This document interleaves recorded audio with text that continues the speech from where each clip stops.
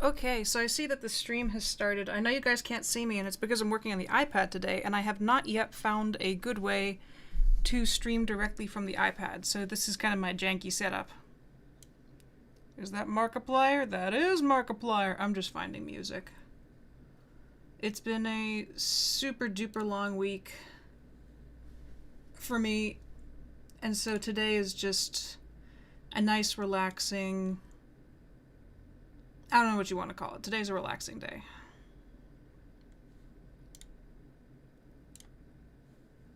There we go. No, audio library. That's where I want to go to. I turn down my volume a bit. Hello, here's some art. Hello, Jessica. How are you guys doing?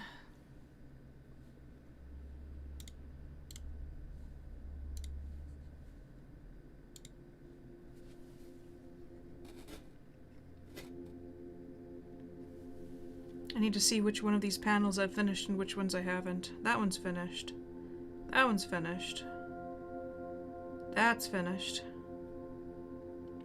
Thank goodness that one's finished. That one took forever. Hi, Wazzle.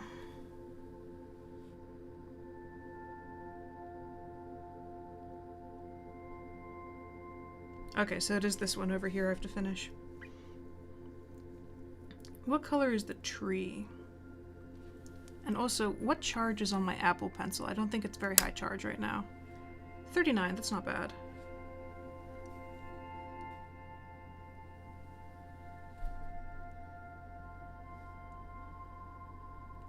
Oh no, Wazzle, you've had a dramatic week. That's not good. Is there one in particular I really want to work on? I don't know. Tell me if the music's too loud. I have to switch it back and forth from game mode to music mode, so sometimes it gets a little bit loud. Okay, so I'm gonna jump in here and find the tree color, so I can fill in all the trees, hopefully. Yeah, let's use that for trees. It'd be nice if it focused. You got focus, buddy? These are my fingers. These are my nails.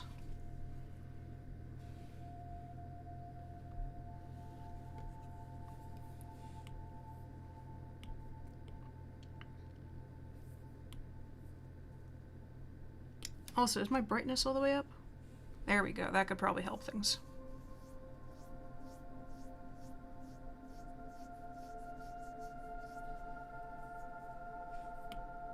Oh, that's not very good for line art. Let's use the line art brush. It's probably the best thing here.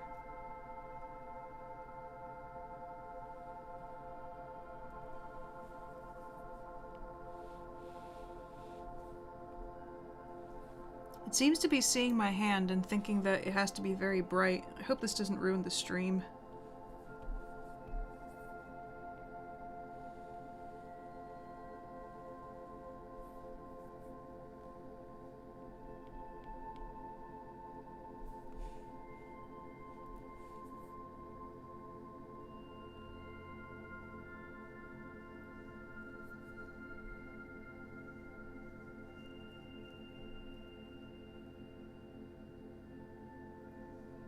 Okay, Wazzle, you're saying the music's at a good level? That's good. I went out shopping, went to Trader Joe's, and I got ginger beer of all things. Just feels like a week where ginger would taste really good.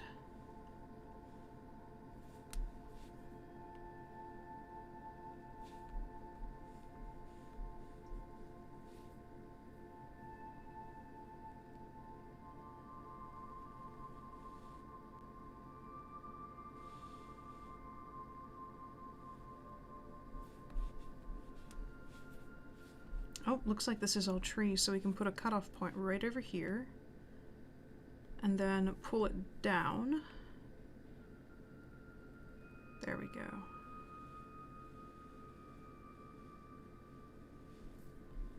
Looks like there's another tree in the background over there, but I'm going to make that a lighter color so it doesn't stand out quite as much.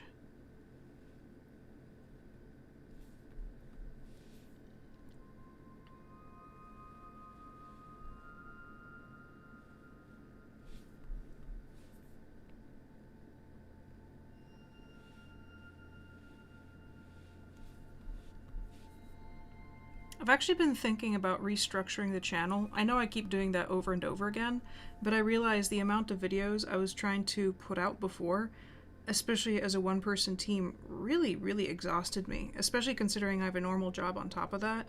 So I think we're only going to have a few videos, like fewer than I thought, because I want to increase the quality. I don't want to lower the quality of what I'm putting out for everybody, instead of, you know, it's the entire quality over quantity. That is very brown. What's going on at the top? Oh, I didn't do the cutoff. Yeah, but I think I'm going to do 2 edited videos and 2 streams per week instead of the craziness I was attempting before, because especially when my work picked up, oh my god, there was no way I could maintain that. And I feel bad because I'm trying to do something for everybody with this channel and I'm like, ugh. Sometimes I have to realize my own, you know, realize my own limitations. Because then I, like, dreaded making videos. I was like, oh my god, there's so many of them. How am I ever going to finish all of these? And I realized it's a very bad feeling to have so early into making a YouTube channel, especially one that's supposed to be around for a while as a resource for people. And so I think I'm going to rethink and restructure the video stuff.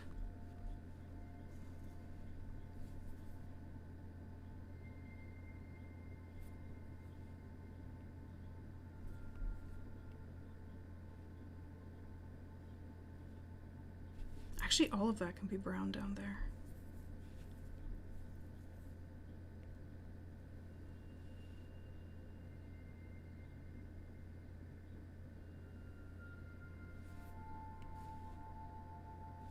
Shoot, I should probably give everybody an art block.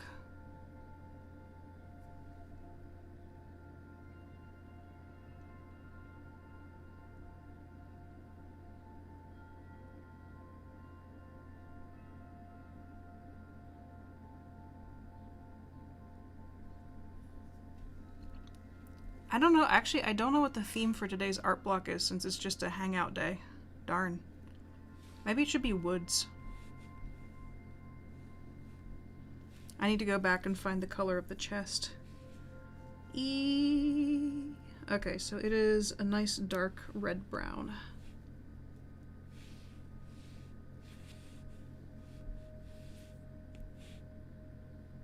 Ah, it's almost indiscernible from the color of the trees.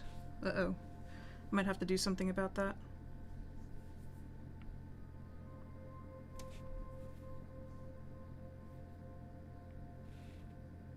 This camera was not meant to capture this color.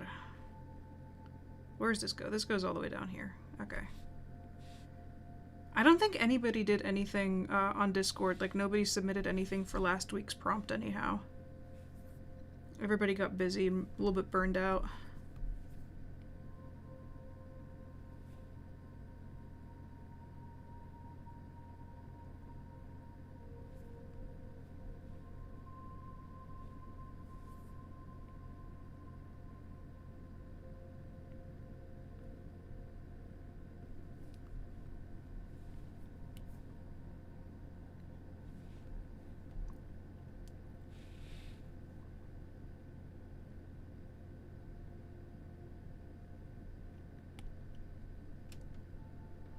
Oh wait, you guys are saying that people did post things? I'll have to go look at them.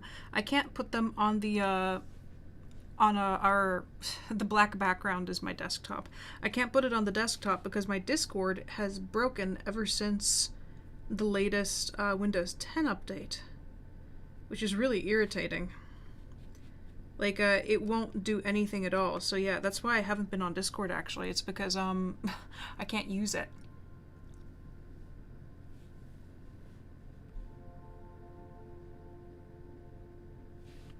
I'm going to do some bulk shadows right here just so I can understand exactly what I'm drawing. I saw a very handsome man at the grocery market 2 days ago, and I got very, you know how sometimes you just get very depressed for no good reason? I was like, in my head, I was like, oh no, I should tell him he's a very, very handsome man or something, and I didn't, and I felt extremely depressed for no good reason. And then he was behind me, driving back home, like we kept crashing into each other, not literally, but we kept crashing into each other in the grocery market. And God, it was so bad. Because I kept, like, it was like one of those very weird coincidences. And I was like, I should say something. And then I didn't see him, and then suddenly he's driving behind me in his car. And I was like really grumpy at that point because I was like, gosh darn it, I blew an opportunity of some sort or another. Maybe no opportunity at all.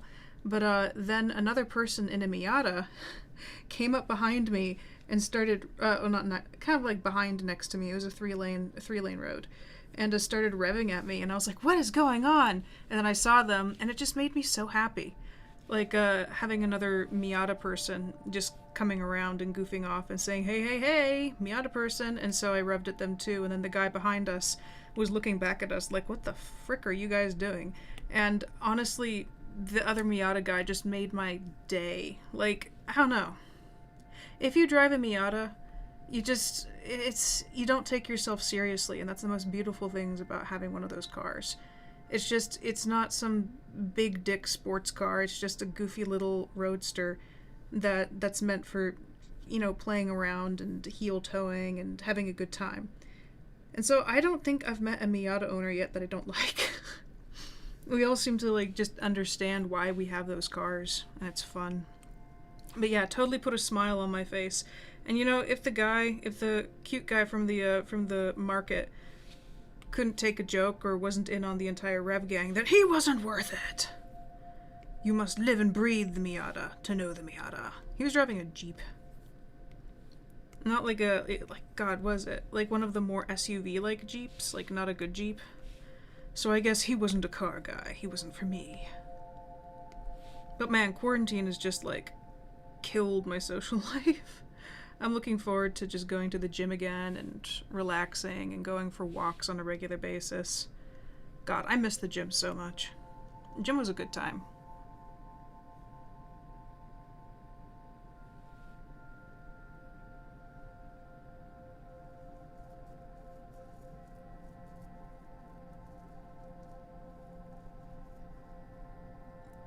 Wazzle, you said that your week got dramatic because of roommates. Is everything okay now, or is it still being dramatic?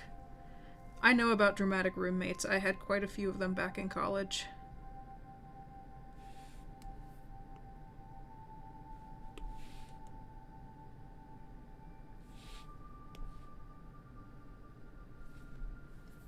Although now to think of it, they'd probably argue that I was the dramatic one. Who knows? It's all over now.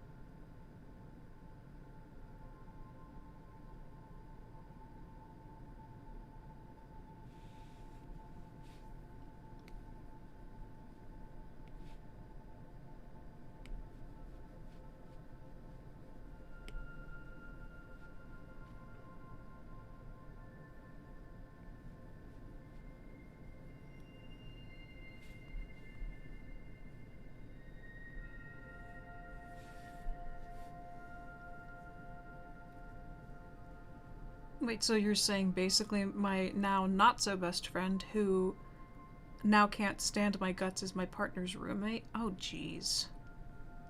Ugh, I'm sorry, that sounds harsh.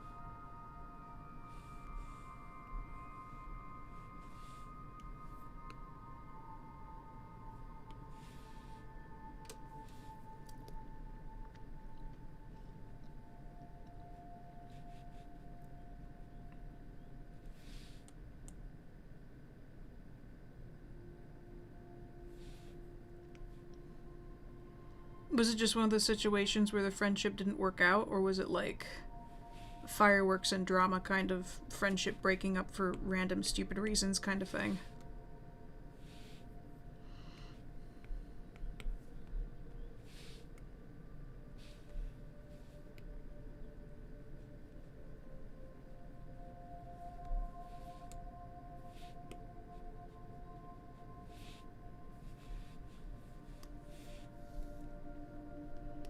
I'm going to use ink on parchment to detail the interior of this.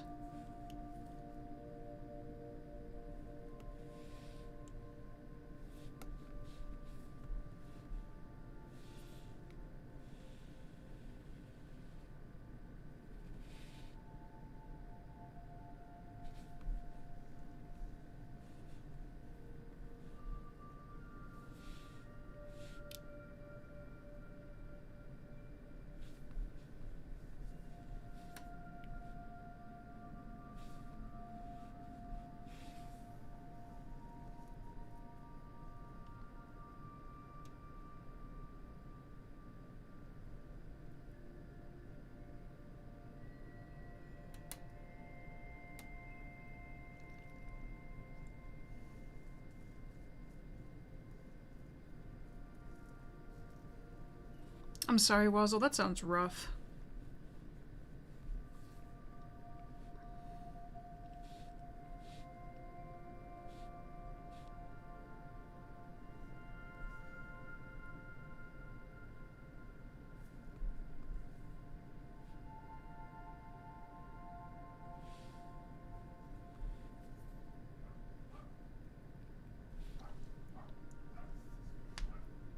I'm surprised they would just move out randomly like that, though. Moving out's like a big thing, especially right now.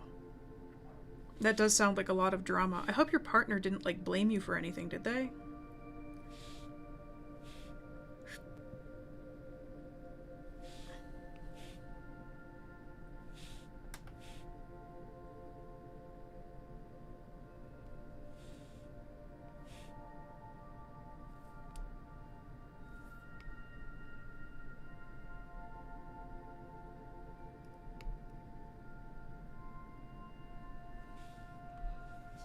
Oh, okay, good. I was worried. It sounded like a lot of drama, and I was like, oh no, I hope that they're, you know, maybe this is speaking from God, from experience. I've had people blame me for random shit sometimes when it was really the actions of others, and so I was just hoping that that didn't befall you as well.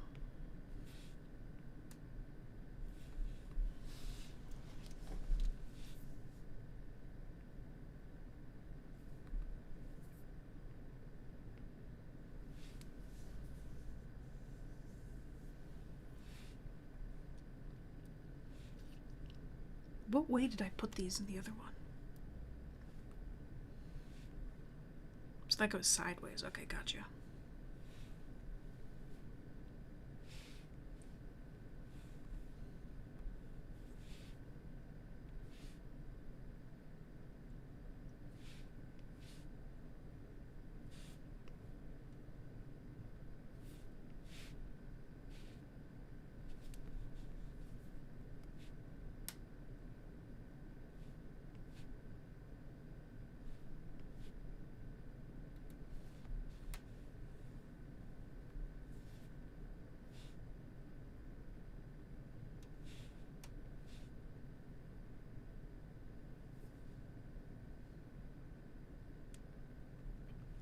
Yeah, that sounds like a rough week. I'm sorry you had to deal with that.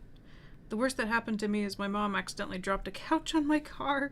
We were trying to get it out of the ex-person's apartment, and it kind of fell in the wrong direction. So now my car has a donk on its front, which made me really upset. But I didn't want to tell my mom because she was there and she felt really bad. And so I was like, no, it's fine. This is I'm saving up for body work. It's fine. And realistically, I got into my car, and after I drove around the corner, I cried. It was pretty bad.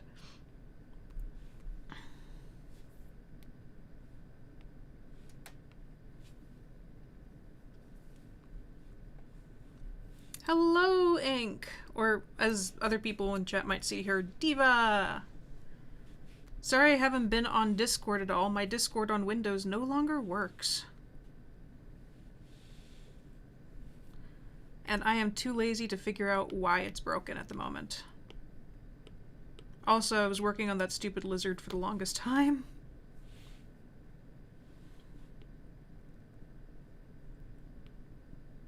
What am I... I'm using the line art brush? What's going on? Oh! I'm still underneath the sketch layer. I was like, what is this strange texture being caused by? A texture you guys can't see because my entire screen's blown out. You gonna focus, buddy? My hand is not what's important. Yeah, concentrate. There we go. I really need to figure some sort of streaming service out so that I can actually show my iPad screen. It's really frustrating just having this. You know, I can just check on YouTube. Is it possible to just straight up go live? Yeah, why is that so high definition? You see, the picture in the background is extremely high def, but then whenever I go in and start drawing in whatever it's called, it doesn't do it.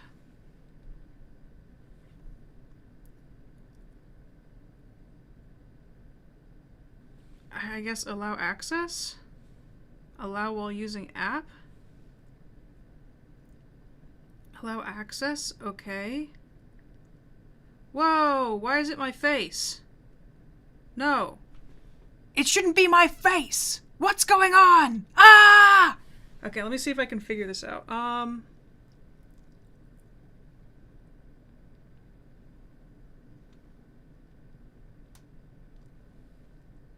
Well, that's doing nothing. Why is it black and white? And why is it now showing up so accurately? I'm touching my own face with my own finger. No, but really, this is irritating.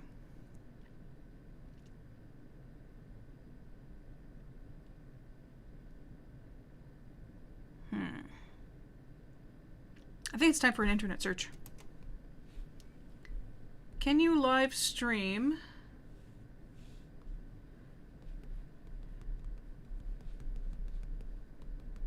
your iPad screen to YouTube?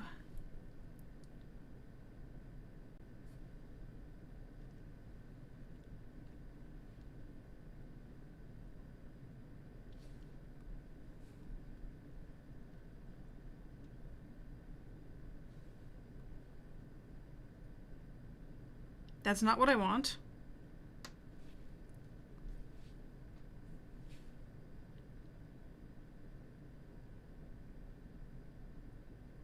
That is not what I want. I guess I'll have to research it and make sure next time I decide to do a live stream from my iPad, I can actually do it.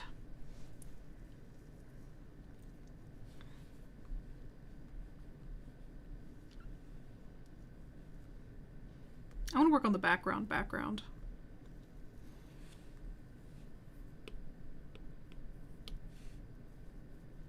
It's the background color I was using the last one. I think I'll use something in here. Ella Avocado, I can't do that because this is an iPad and my computer's a Mac. I've tried it. Not a Mac. My computer's a PC. I have tried it before, and this is not the first time I've researched it. That cord doesn't work for me.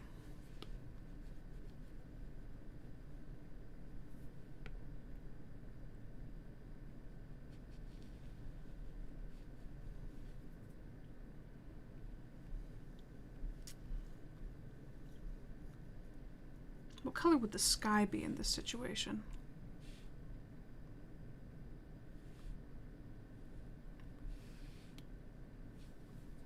Also, where'd the music go? There we go.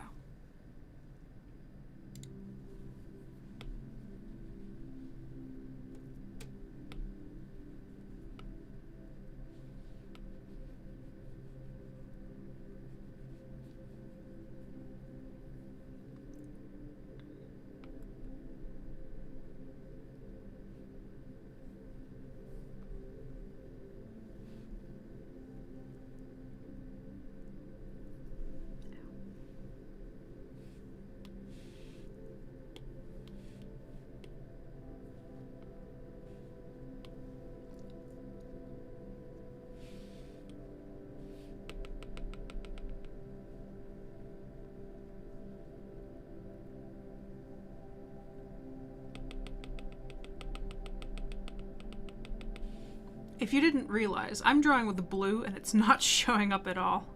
Yay, now it's showing up. Oh my gosh.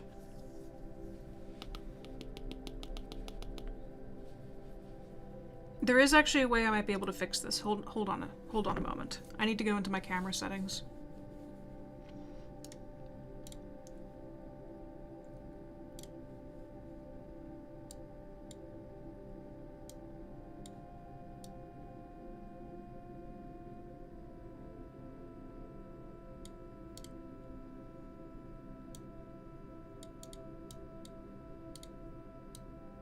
There we go. Oh my gosh, so much easier.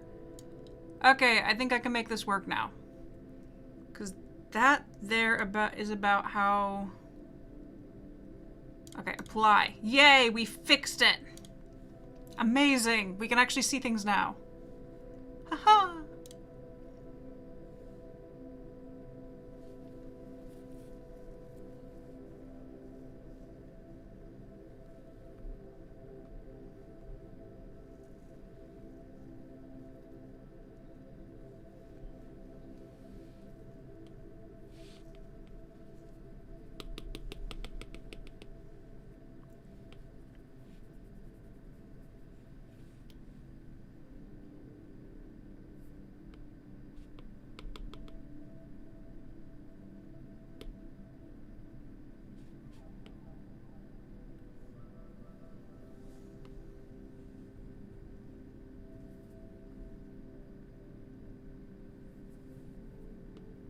I see drama going down in the comments section. I'll read it in a moment. Not aloud necessarily, but I will read it.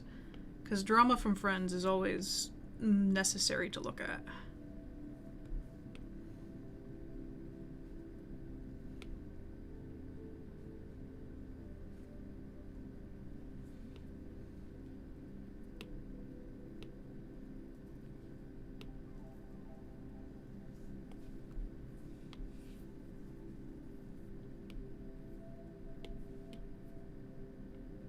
Actually, wait, where is it? This should be in favorites. Yeah, it should be all the way down here. Oh, I found it. Okay.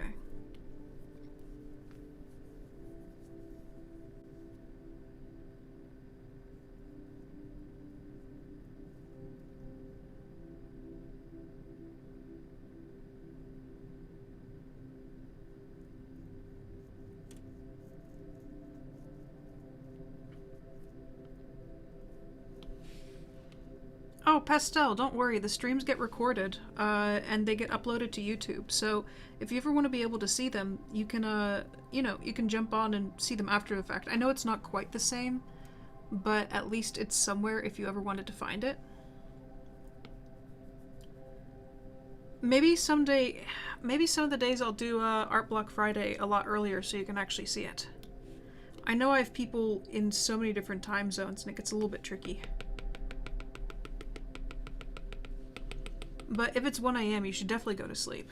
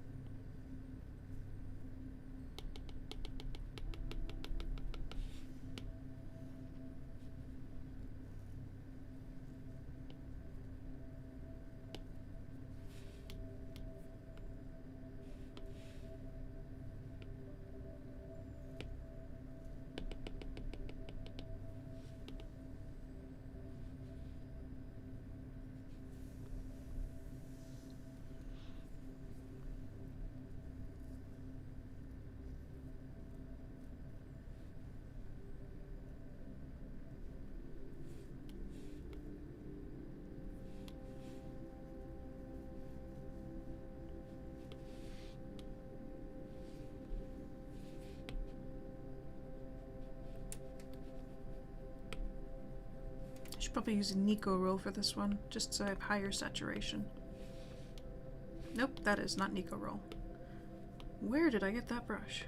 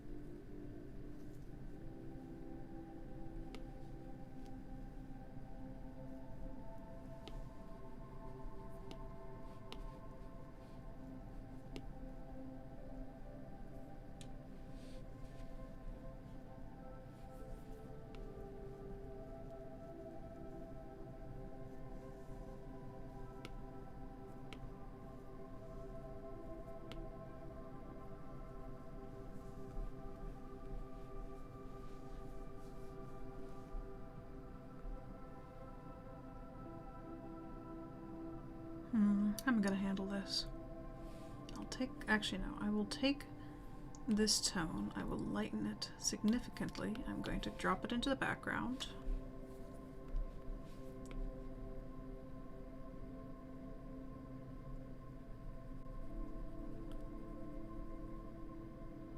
Actually, I'll take an even lighter version of that, just like this. Almost a gray-white.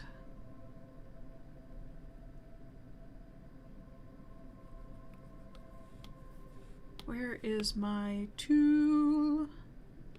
There's a particular tool in here. It makes it look like a, organic? There we go.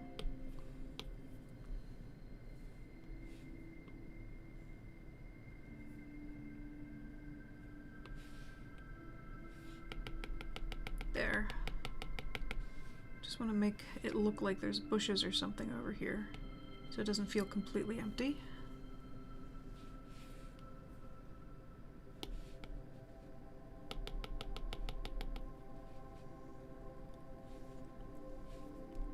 I'm gonna re-grab this color.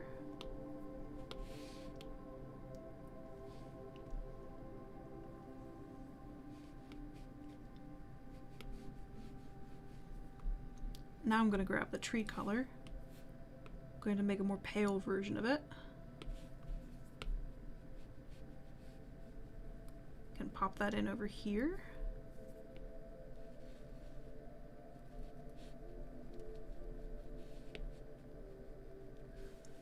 Why does the desk have to shake? The camera keeps shaking whenever I draw.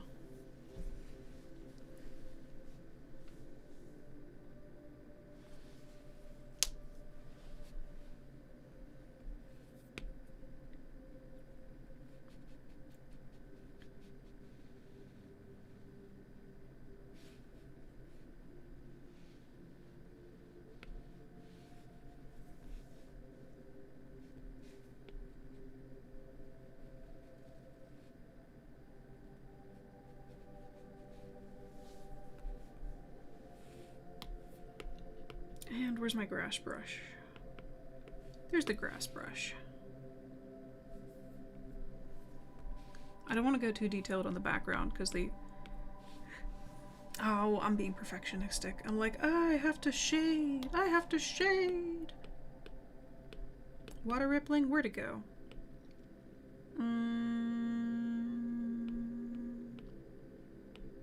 I really didn't put the tree brush in here? Okay. This feels so weird. I haven't used Procreate to draw in like weeks. I'm kind of forgetting where things are. That's not good. There we go.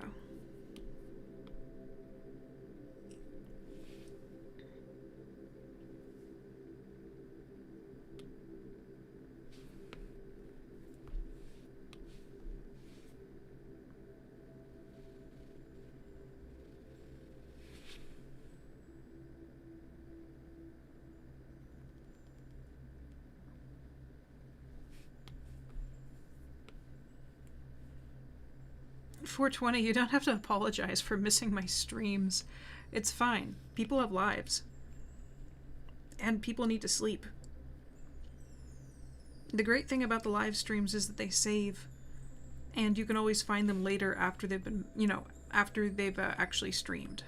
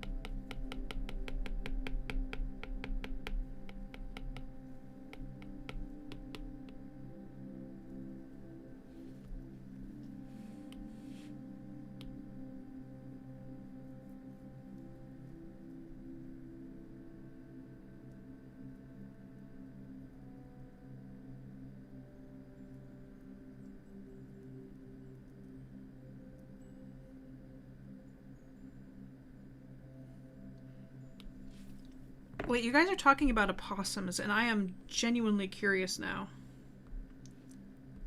Possum versus opossum.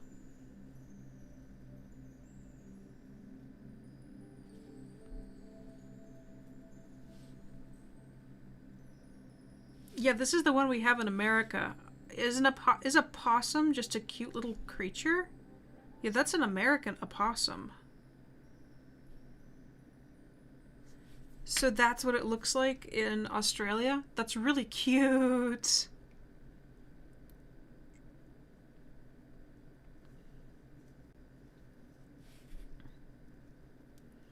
Oh my god, it has weird eyes. Oh god.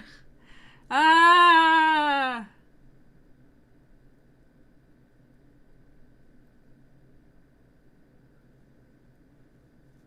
I didn't even know that there was such a thing as a, you know, Australian possum versus an American opossum.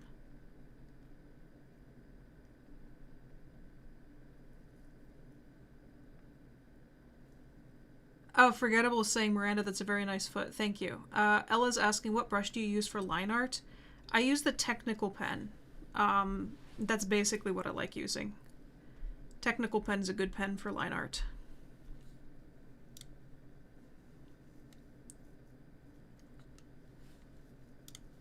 Okay, I think it's right about a good time to show off what other people were making in, God, we have to go to Discord.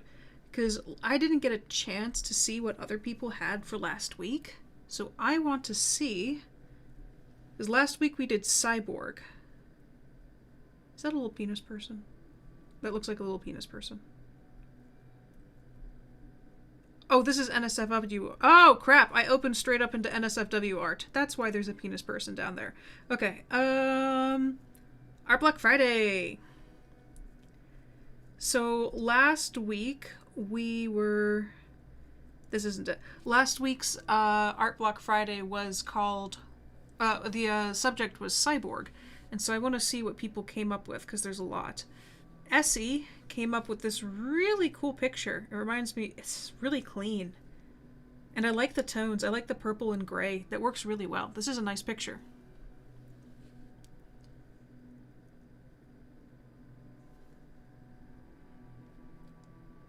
Void Child did... Oh my god. That is a Robo-Rabbit. That is so cool looking. It's so weird because rabbits have this kind of soulless look to them in the first place, in my opinion. And this just, with the Terminator eye and everything, that just accentuates it.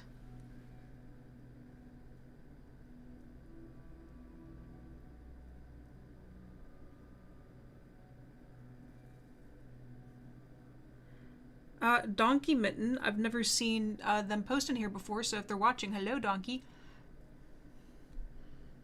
That looks cool. It looks almost like some sort of grunge texture, but I really like it in the crystal. This almost feels like punk Cyborg. I like this piece a lot. Like, all the weird detail in here looks really cool. And she just looks like a badass too, which is awesome.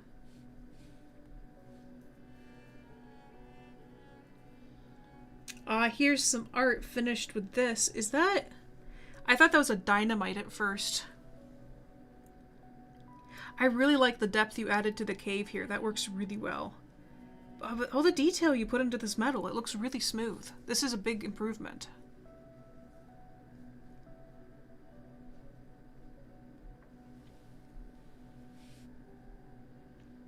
Humble Void made this, and that looks awesome. It's a cyborg Catboy. Ah, I love it. I love the line art. Wow. This is really beautifully styled line art. Dang. Dang, that's good line art. That makes me happy. Good job, Humble Void. Kaito made this buddy boo. Skyloss Lauren Techmiser. I love all the glow effects. The glow effects look cool, and the single horn coming out's really interesting. It looks almost like a person who jumped out of Subnautica. Just with the way the back is glowing with these dots. That looks really sweet.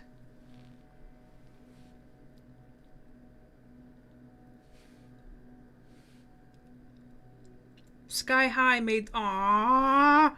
That's a cute picture. It's a little bit bright to be able to see, but it has a cute peach pink background. Dang, it'd be nice if it focused better. Really, really nice stylization. Let's see if it'll concentrate if I put it closer. The arm looks awesome. Okay, yay, it focused. Look how cool that arm is. This is really, really nicely drawn. I fully appreciate this picture. That's so sweet looking. Crap. And I think that was everything that everybody posted for this week. I didn't really finish mine from last week, since it's going to be a big one.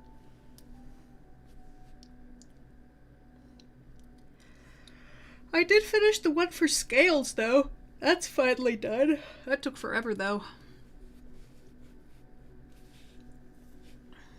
I really don't feel like opening up Mudbox right now. If I could, I would never see that program again for like a week or so. Alas, my job as an artist. I must look at Mudbox more often. Okay, is that only the... Okay, this is the tree. The tree layer. So I'm gonna go shade the trees. I can't guarantee this particular stream will be very long. I'm feeling very tired. I'm hoping to get one panel done. I've just been very uninspired to finish the webtoon lately, and I don't know why. It makes me sad because I know people like it and they want it.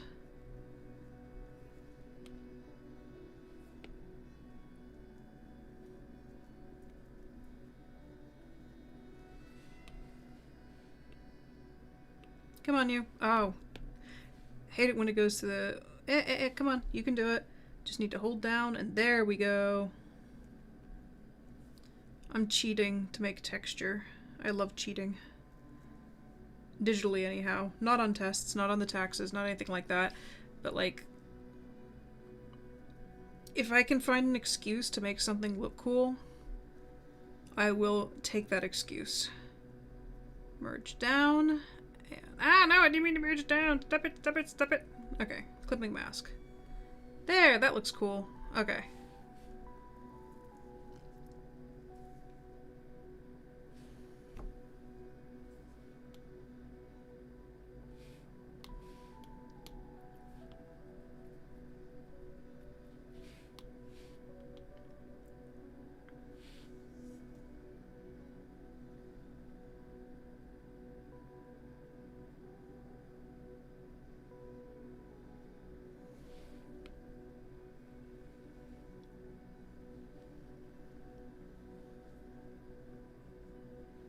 Oh, that was lazy of me. I really want roast beef right now. Like roast beef and potatoes. Or like braised beef. Yeah, no, braised beef sounds better. Braised beef and potatoes and a nice salad. It sounds great. Instead, I went to Chipotle.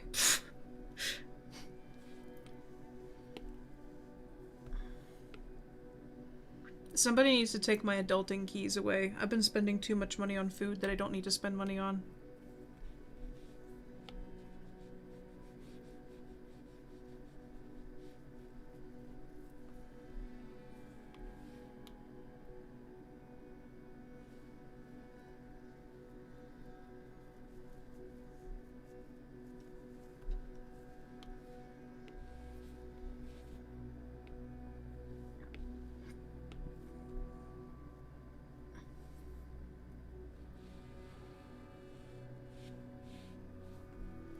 Yeah, whenever I make mashed potatoes, I like putting some butter in there, some garlic. Just make it really, really tasty and cheesy and just, oh, so good.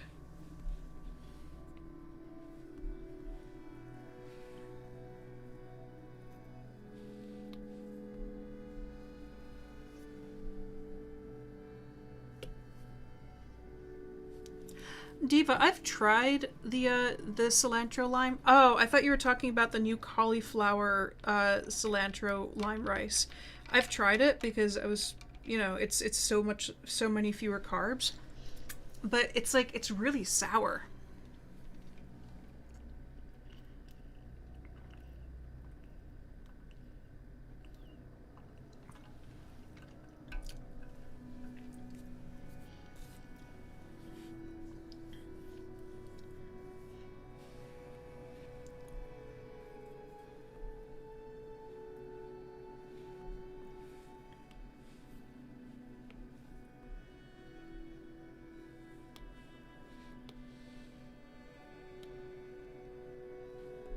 Yeah, Diva, I think Nando's is specifically an Australian place.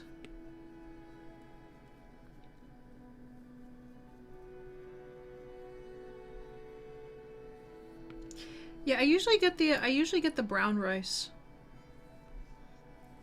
But frankly, whenever I have it, it doesn't seem that different from the white rice. I'm like, did you guys literally just dye the rice brown to make people feel good about what they're eating? I'm pretty boring when it comes to what I put in my my Chipotle burger. Burger? What the heck? My Chipotle burrito.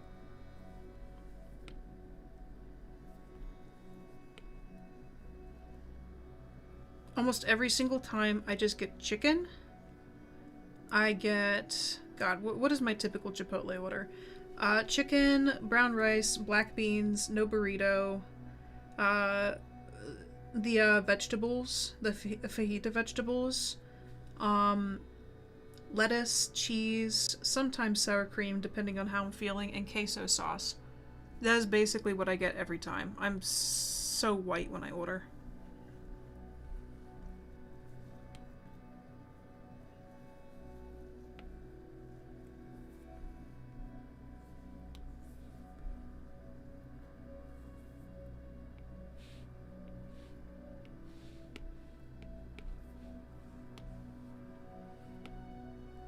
It's also because I'm not a very big fan of the sauces they serve there.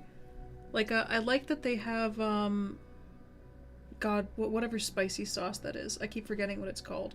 Like, it's nice that they have that there, but I'm not all that big of a fan of it. Tabasco. They have Tabasco sauce. So usually I'll just bring my, I'll bring my Chipotle home and have it with whatever sauce I have at home.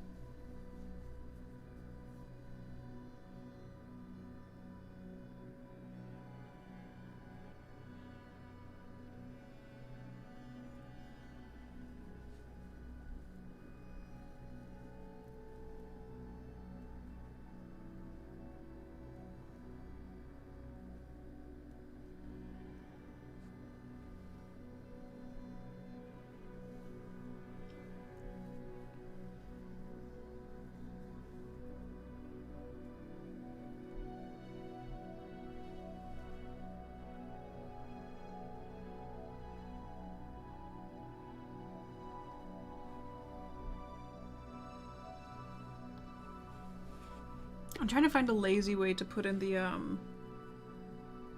those shapes I had in before, because this is supposed to be one of the funky trees that has the big, doohickeys all over it. I think I'm just gonna be lazy. I don't have time for perfectionism.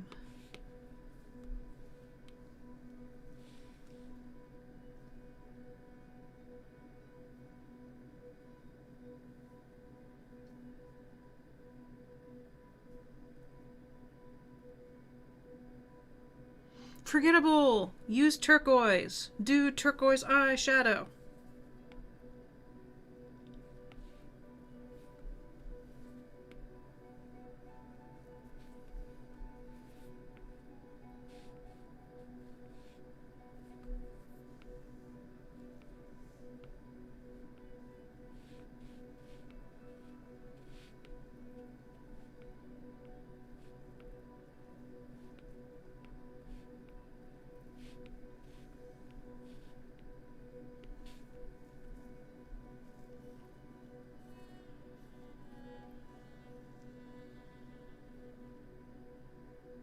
Oh, you did that yesterday?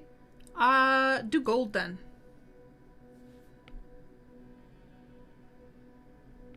Well, if you did a gold and red theme.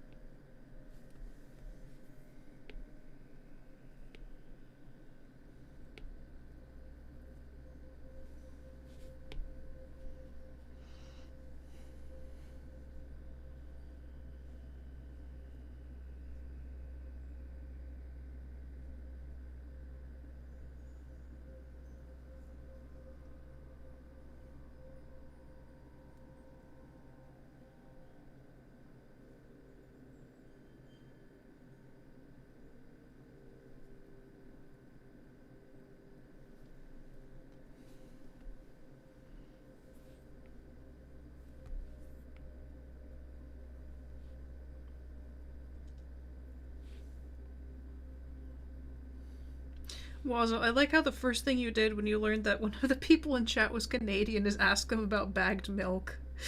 Oh dear.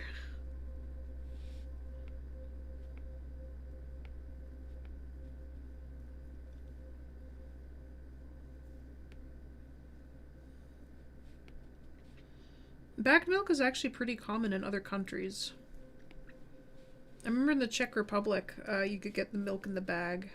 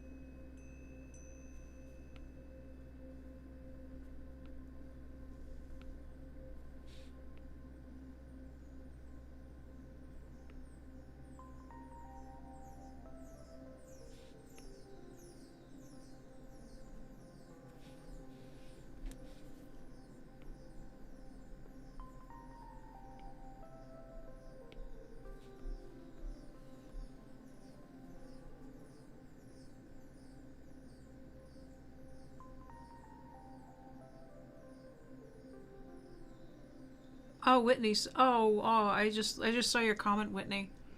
I'm sorry your dog isn't feeling good. That's not nice. My parents' dog keeps ripping the tendons in her shoulder and doing things to her feet, so she's always limping.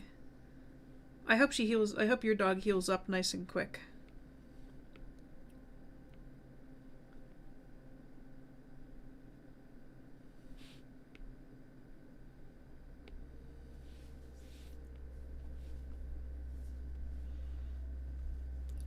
It's the speckle tree.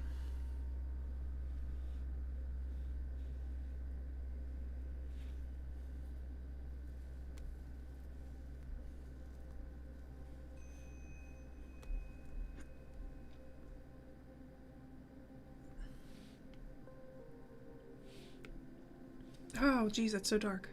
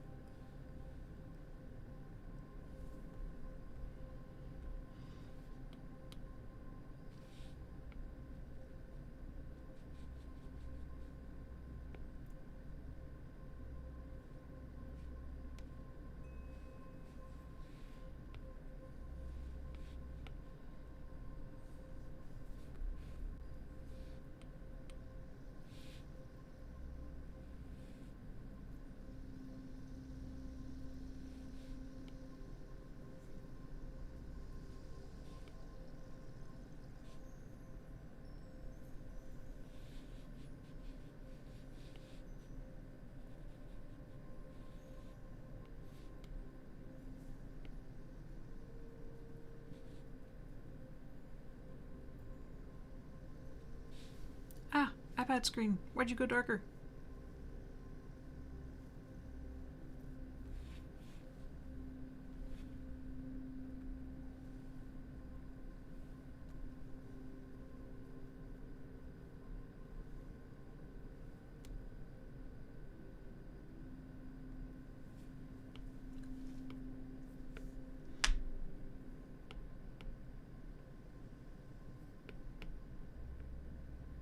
Where did my... Oh, no, it's not ballpoint pen. Where'd it go? There we go.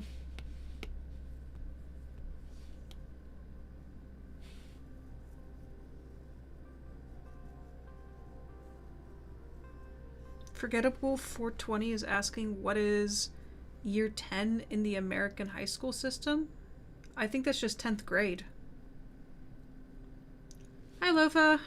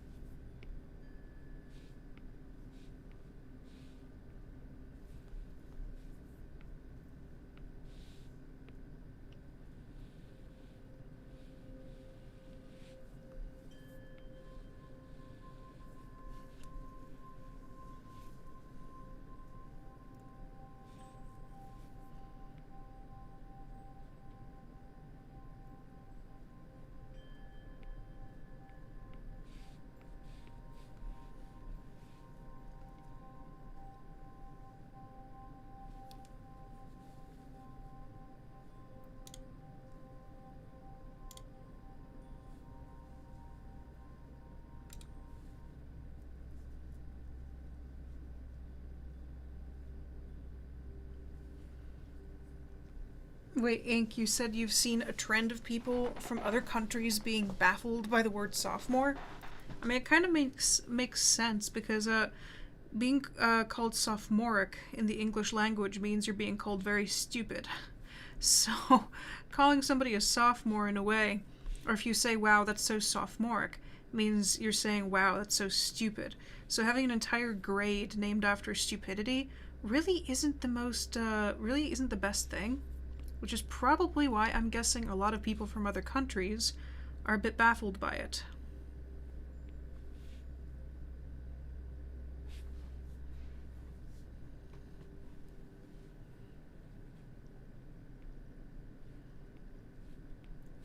On the other hand, it kind of reflects the American school system, but you didn't hear anything from me.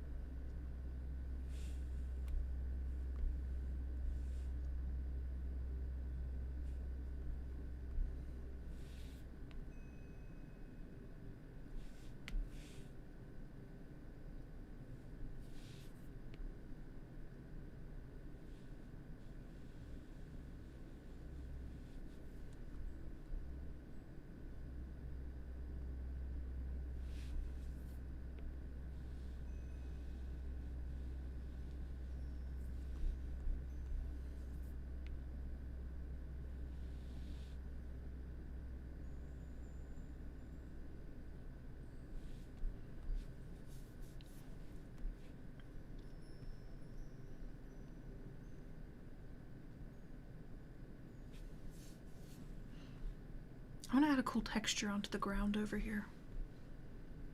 I want to spice it up. Spice it up.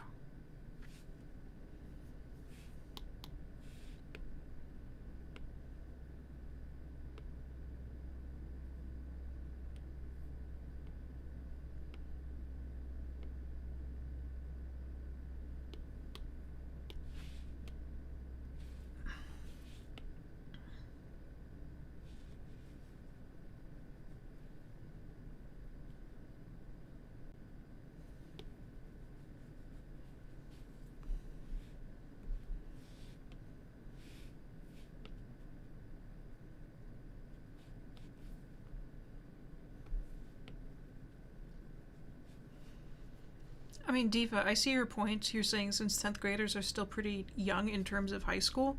But I mean, they could have, yeah, there's so many other different things they could have called them than sophomores. Sophomores, oh my god.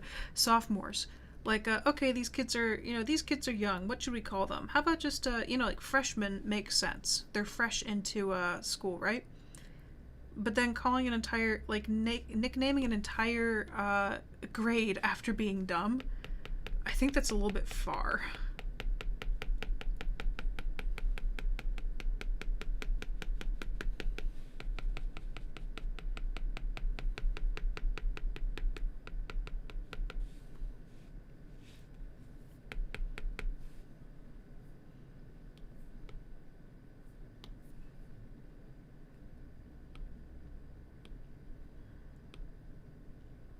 There's a very specific... Was it this one? It might have been this one, or... No, it might be this one. Going after very specific texture here. Ugh, it's not that one. Never mind.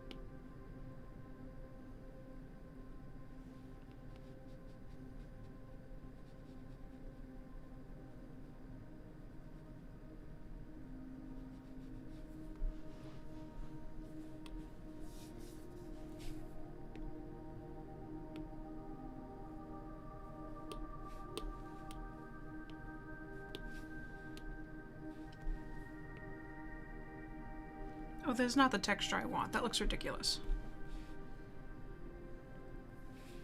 Going for some semblance of realism here.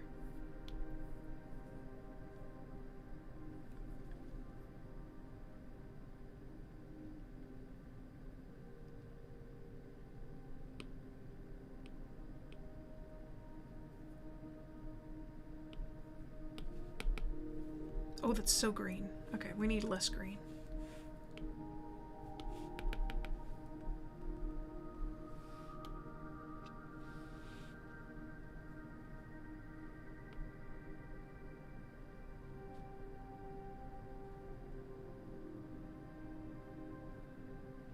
Okay, see you later, Bridget.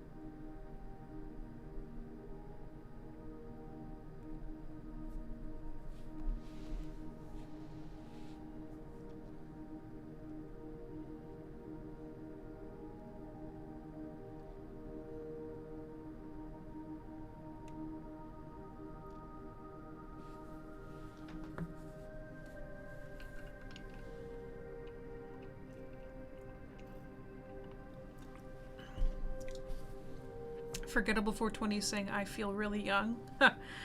Lots of people in this comment section would kill to have your young age. I feel ancient at 25, and my mom would yell at me for that. She'd be like, 25? You feel ancient? You're barely a fetus! So, yeah, don't worry about feeling young.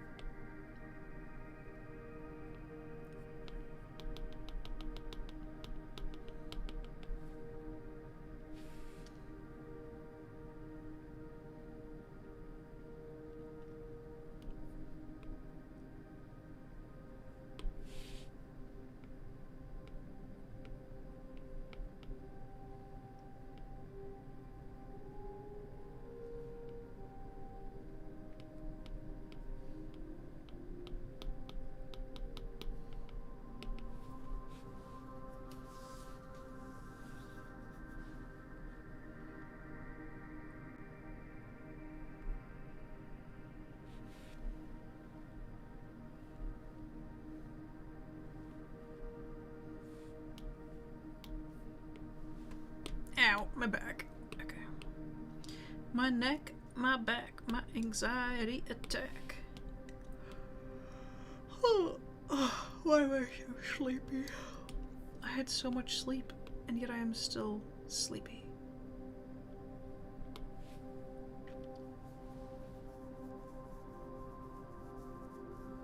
Hello, Wuzzle.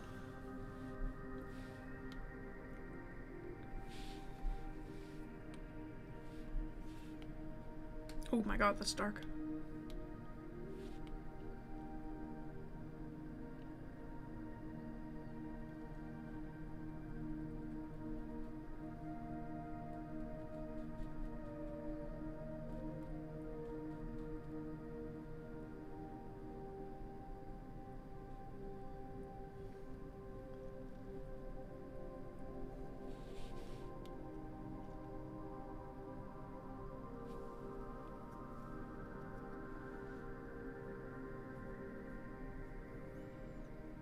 Wait, Forgettable, you can get a job at 15 where you are?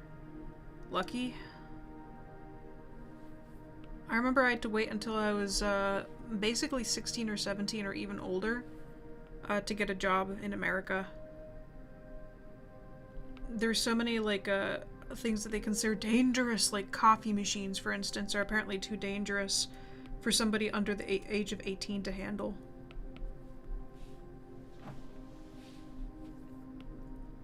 See, we're not the land of the free, we're the land of lawsuits that put minorities and young people at a disadvantage. Especially young people.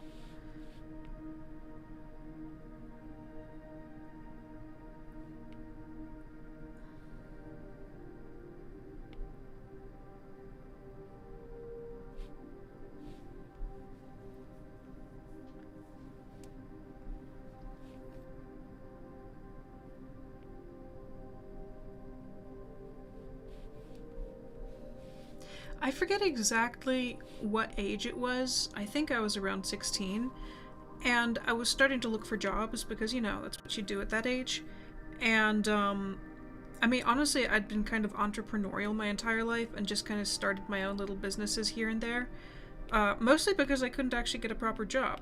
But, yeah, I wanted to work at an ice cream shop or something, and it turns out that, like, the particular ice cream shop or coffee shop or whatever it was, they're like, oh no, you've got to be at least 17, because if you're literally 1 year younger than that, then apparently you are too dumb and too reckless to make sure you don't get your hands boiled off by a coffee machine. Or I forget if it was the ice cream machine or whatever, because it had mechanical parts. But, yeah. So I didn't get an actual job until, like, my first actual job until I, graduated high school at the age of 17. And you know what I did? I was selling knives! I went from, oh no, you know, that'd be kind of dangerous to use to an ice cream machine because it has a turning part with an exposed gear sometimes, to, hey, would you like to buy a set of very sharp kitchen knives? It's nonsense.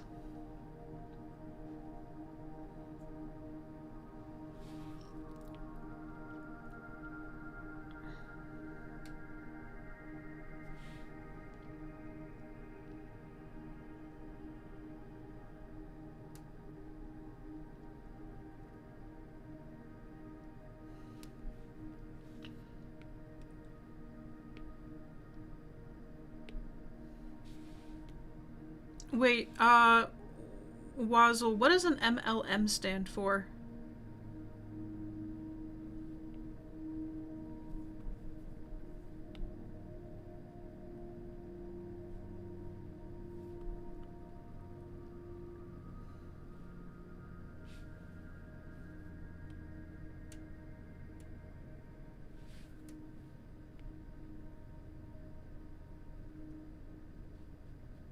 Oh yeah, okay, yeah, no, it's multi-level marketing. It's just a pyramid scheme. I learned that the hard way. It was called Cutco, and it was marketed by a company called Vector here in Pittsburgh. And so my best friend and I thought it would be a great idea because we're like, oh yeah, we can work our own hours and stuff. It turned out being a total bullshit job.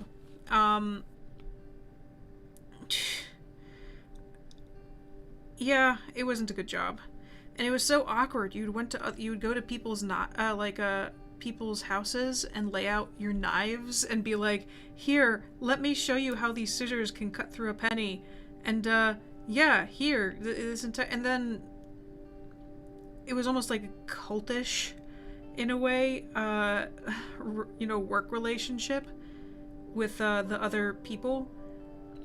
And the one thing that pissed me off is that they would have a giveaway once a week for stuff. Like small things, like an ice cream scooper. But it was a nice overpriced ice cream scooper and I really wanted it. And all I remember is that to have your name drawn from the raffle box and to be successful, everybody had to be standing up and clapping.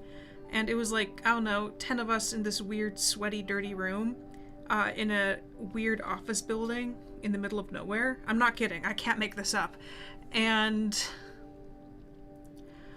and so twice, it happened to me twice. People didn't stand up and this girl's name got called and my name got called. And so since not everybody decided to stand up or clap or whatever, I didn't get the stuff. Like, it was a nice pair of scissors actually, like the Cutco scissors, which honestly are good scissors. Like, that's maybe the only thing I would ever keep from Cutco is their scissors. But, yeah, and so then everybody stood for the next round because they're like, okay, we gotta do it again because not all of you are standing up. And, I'm actually trying to replicate the guy's voice. That's what Aaron sounded like. God, he was weird.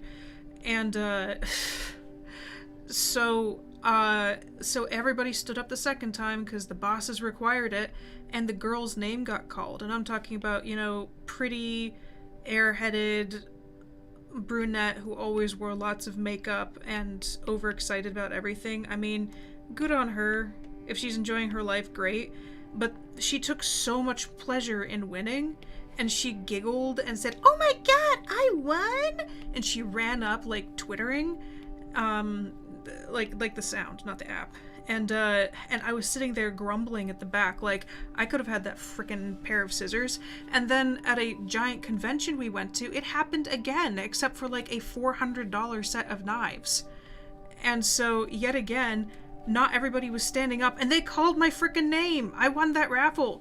And then guess what? It happened again.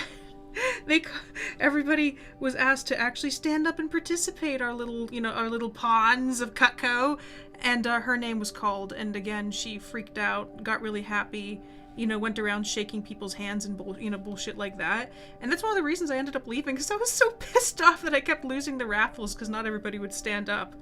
Like, that's just pure, I think it was a sign from God that I should have left.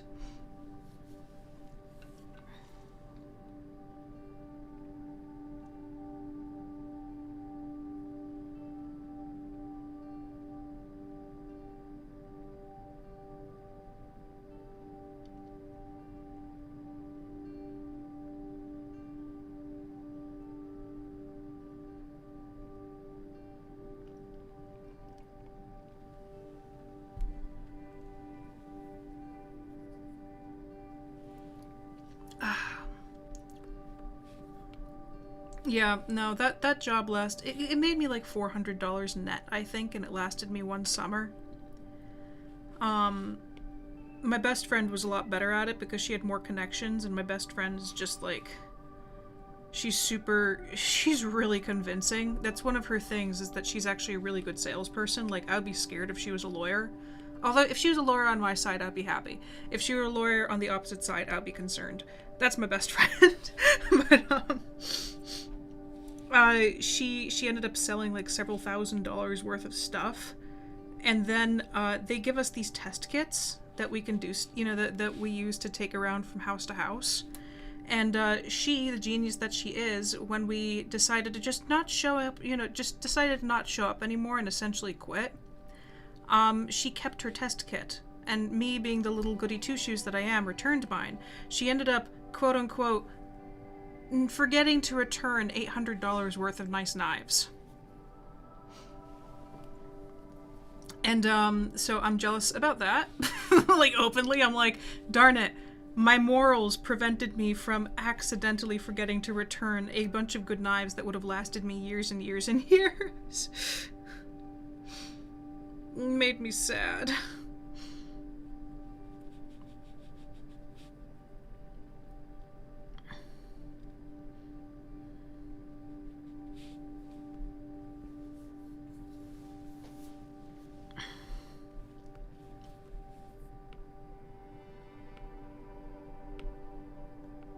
Yeah, I don't tell my best friend this because we have like one of those, tougher, goofier, dark humor kind of relationships. We've been friends since we were like, God, 4 or 5 years old. It's been 2 decades of friendship at this point. Of course, with its ups and downs, like happens in any friendship. But she doesn't know how important she is to me, and I feel really cheesy saying it. But I know she doesn't watch these live streams, so I can say it here. But like, she's basically my sister at this point. And we've had like years where we barely talk, especially in high school or college, because we're so busy and going through a lot of bad stuff. And she's gone through a horrible, horrible amount of weird shit. But like, I was really sad when she moved to Florida for school. And now like I realize how much I miss her. And we're gonna be working on like a cookbook together now, because we talk every day over Snapchat, and then we have Skype calls pretty regularly. But we're gonna be working on a cookbook. We're getting into stocks and patenting together, and we're planning on moving to Germany together or something like that. But yeah, it's like I feel weird knowing that I have such a close friend. And she can do stuff that I can't do. Like, I know I have a lot of talent in certain areas, but she's so fucking shifty. Sorry, I didn't mean to swear. But, like, shifty in the best of ways. Like, she's very good at finding the loopholes that won't get her in trouble and maxing out a situation. Like, she's great at that kind of stuff. She's also super driven. I mean, she's a freaking neuroscientist.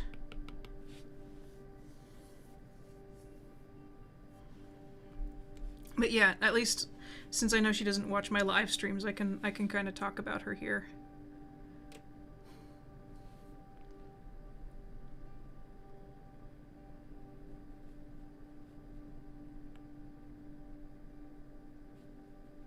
I guess it's one of those situations where you don't realize how much you miss somebody until they leave.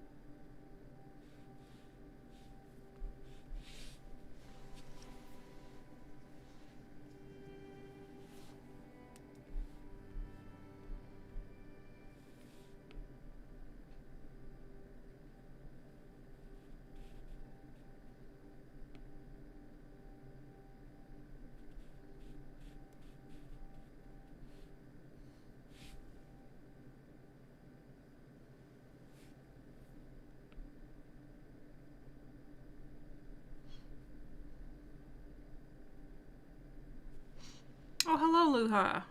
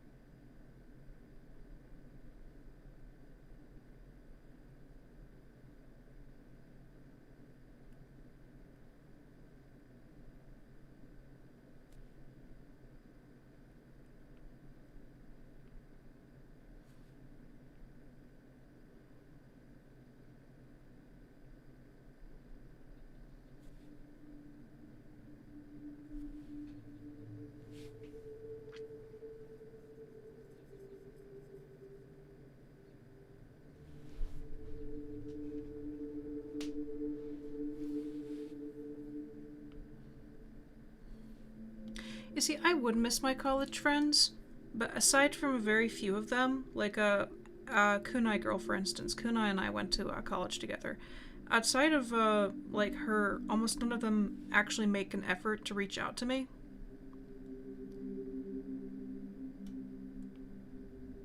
So, I guess I'm just secondhand in their mind. There are a few of them I would love to talk to more often.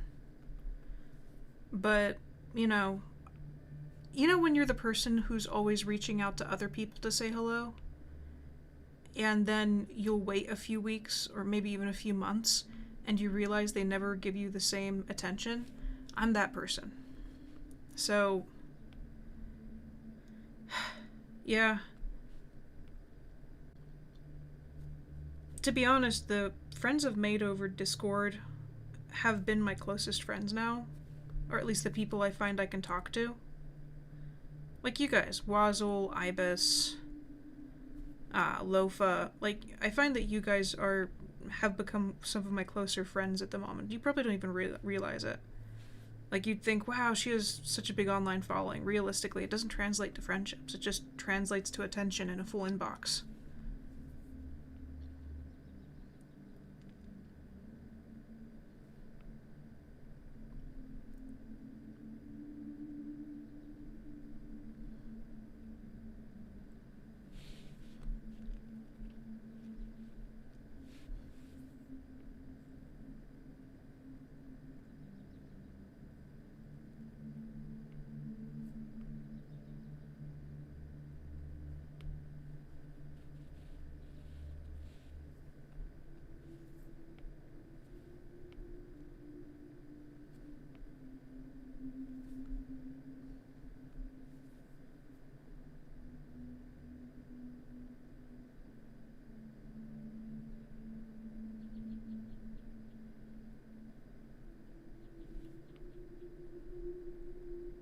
I mean, obviously my mom keeps in contact with me. She's my mom. They also don't live that far away. Now I'm realizing it, though, my cousins don't really reach out to me that often either. Like the cousins that I was close to all of my life, which is weird.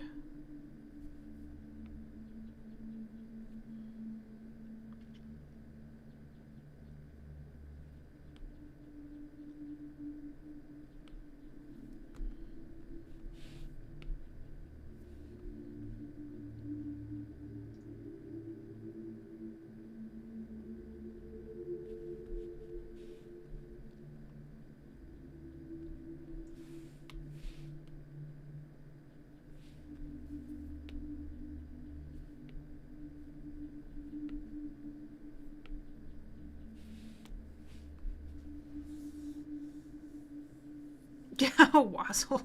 Yeah, of course we're friends. I consider you a friend now. Not one I know particularly well at the moment, but you know, whenever I think of people I'm friends with, you and Ink definitely pop up into my head pretty quickly.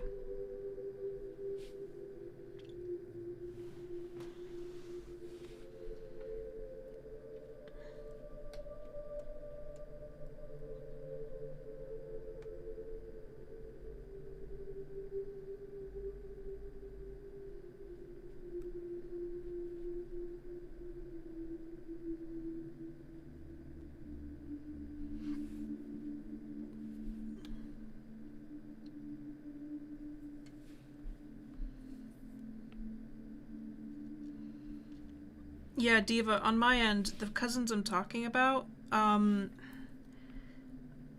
kind of been the big cousin to them, and we hung out so much before Grandma and Grandpa passed, and before COVID happened, and also a lot of family drama. My family's going through a very dramatic period right now, and, yeah, a period of upheaval, I guess you could call it.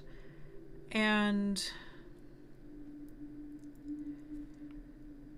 these cousins, you know, I would hang out with them on a regular basis, and we would always, chat and have fun and play with each other when we were kids.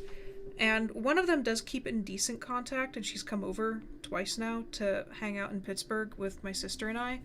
But the other one has just kind of gone on her own path, and she talks to my sister sometimes, but she really doesn't talk to me that often.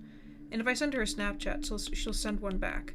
But I find that even with her, I'm always the one who reaches out first. And I don't know. This is going on a tangent, but I'm pretty sure a lot of the artists who watch the live streams will feel this one really hard. It's difficult growing up with an inherent talent that makes you valuable to other people, and then having them ask you to do things. You'll have people come and ask you, "Hey, you're so good at this, I heard. Can you work with me on this, on this project?" Or, "Haha, wow, you're so cool. Do you think you could ever draw me?" Or, stuff like that. I grew up only really valuing myself for my artistic ability, and basically nothing else. If I knew that I could get somebody to do something for me, or try to win their approval, or have them like me just by drawing them, or drawing something for them. And these days, whenever I introduce myself to people, I don't even tell them I'm an artist. I don't tell them about my YouTube, I don't tell them about my TikTok, nothing like that. Because I really don't want to give anybody something to use as a value leverage over me. Like, oh, wow, Miranda can do this for us. Oh, Miranda has this talent. Like, when there's a car show I go to, it's called Cars and Coffee, and one of the things I absolutely love about Cars and Coffee is you're not allowed to really ask people how much they make. You're not allowed to ask people what they do to get the cars they have, because some people drive in Lamborghinis, and that's one of the most... It's just so relaxing, because you're there only for the cars, only for chatting and making friends. That's all it's about. And that's one of the reasons I really, really like going there. Shout out if Cliff ever watches one of these live streams. He's the president of our local Cars and Coffee. But it feels... I understand, like, how those guys must feel, because it's mostly men, honestly, who show up there with the supercars. But I know what they feel like, because once you have that much money, people start seeing you as a resource to be exploited, instead of a friend. Or, there's a value that you have that other people want to use you for. And So I'm very careful with who I make friends with these days. And I approach friendships in a completely different manner than I used to, and I've become so sensitive to people using me or getting attached to me because they see my potential, quote unquote.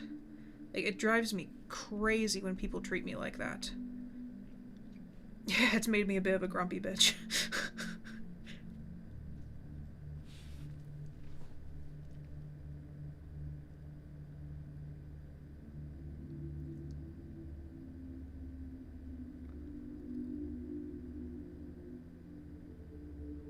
Wazzle said it gets you attention but not necessarily bonds. That's a very good point. Diva says, Loki, I always felt a little compared to the cousins my age. They're just so perfect. Yeah, my aunt really takes heaps of advantage of my talent. She wants me to make a mural the size of a TV for free. Ah, screw that, forgettable 420. Tell her to pay you.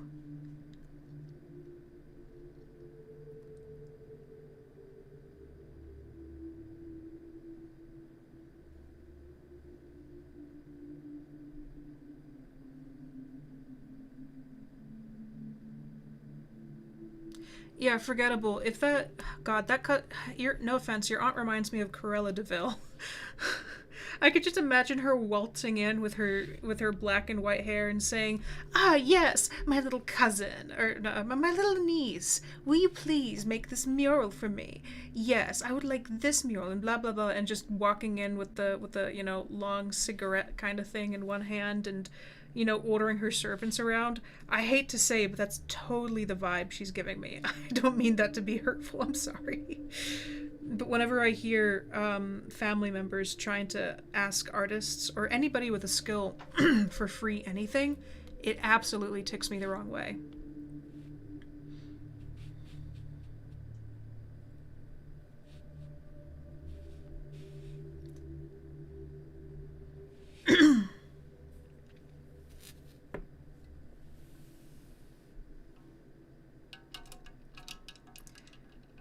Wazzle's saying, I mean, just the amount of people who get close to others just because they want something? Oh, yeah. Yeah.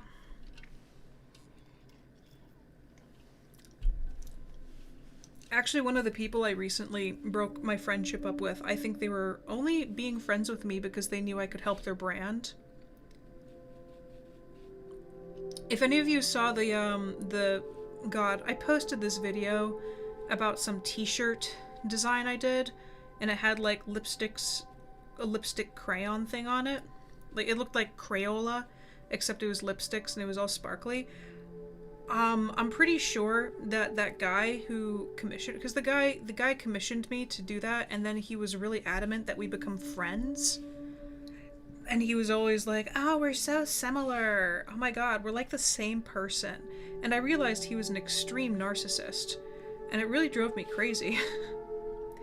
And whenever I didn't respond to him in time, because he made me uncomfortable at certain points, whenever I didn't respond to him on time, or whenever I didn't follow his, I guess, expectations for communication, he would get pissed off at me and say, "Okay, this is something we need to work on." And then whenever something bad happened to me and I tried explaining it to him, he would always say, "Okay, but," he wouldn't even acknowledge what happened to me. He would just say, "Okay," but then he would say, "But you need to tell me about that kind of stuff." And I realized it was very controlling, and he really just kind of wanted to... Yeah, I've talked about this before on Discord, but never on YouTube. And I realize a lot of my friendships have been like that. And I'm like, I am not your guy's freaking art puppet. Leave me alone. I want a genuine friendship! One of my genuine friendships is with a guy named Sean, actually. I've known him since high school, and he's a cool guy. I need to hang out with him. It was his birthday a few weeks ago, and I would have totally gone and hung out with him, but his birthday happened to fall on Passover this year, and I'm a Jew, so that didn't work out very well.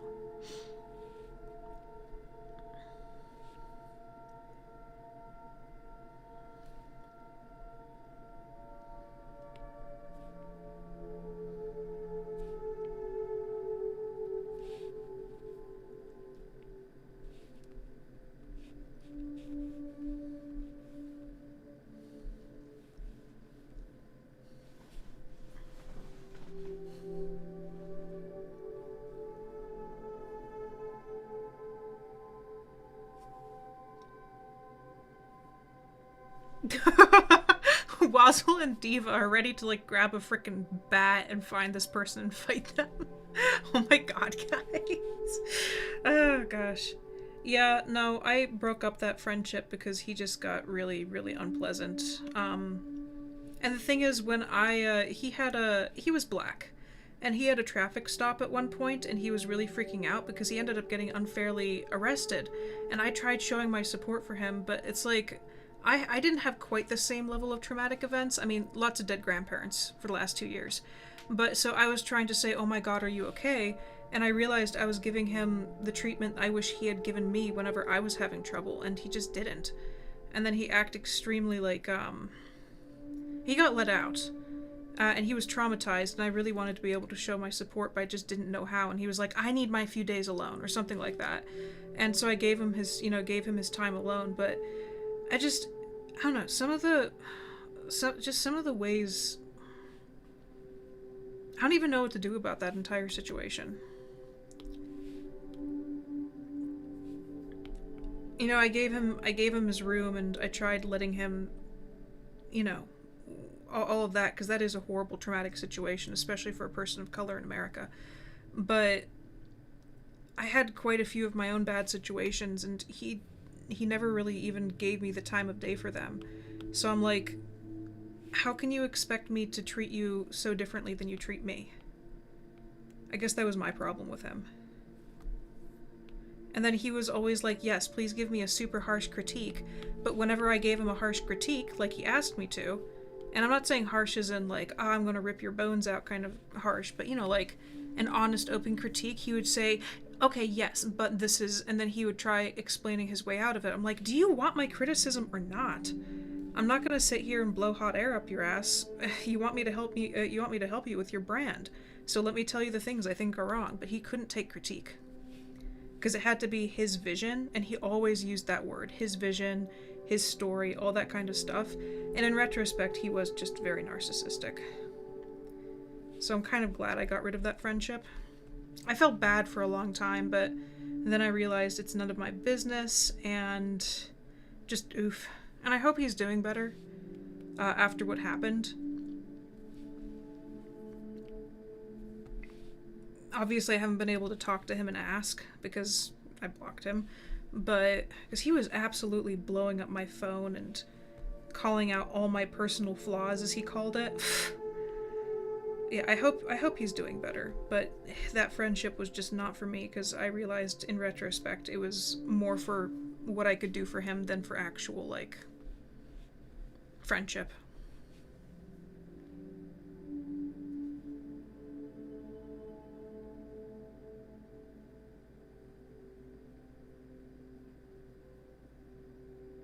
Diva's asking, oh, was that Sean who dropped some money during one of the live streams? It was. That was Sean. Sean's a really good guy. He and I have known each other since high school. We used to sit next to each other in homeroom and chat. He actually was the guy who got me into gaming. He would talk non-stop. He really likes two things in life, it seems. He really likes the Hulk, and he really likes Halo. And he would not shut up about it, and it was really charming. And so I would sit there, and he would tell me about Halo. He would tell me about how he played paintball. And it was really fun to listen to. And I would tell him about my art and show him the stuff I was working on. And then, yeah, he was such a swell guy to be around. No, Sean, and he never asked me for anything. That was the thing. He would see my art and he'd be like, oh, damn, that's really cool. But that's all he ever did, you know? Like, he appreciated what I had to give in life, and he didn't ask me to do anything for him. And it was honestly one of the most chill friendships I've ever had. And which is why I'm like, dang, I need to go say hi to him, because he lives here in Pittsburgh with me. Oh, this is creepy music. I don't want creepy music.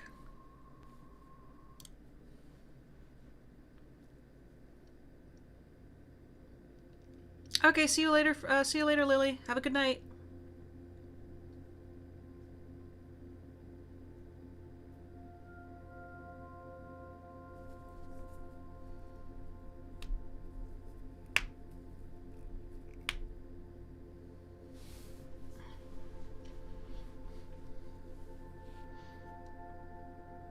Lofa has been absolutely dying for me to finish the next webtoon chapter, so I'm going to try doing it this weekend. I don't have that much other artistic stuff to do, so maybe I can pound it out. On the other hand, there are a lot of panels. And they're all frickin' woods! Why did I decide to make so much woods? At first I was so charmed with drawing so much, so many trees and plants, and now I'm just like, oh my god, if I have to draw one more panel of trees, I will strangle somebody.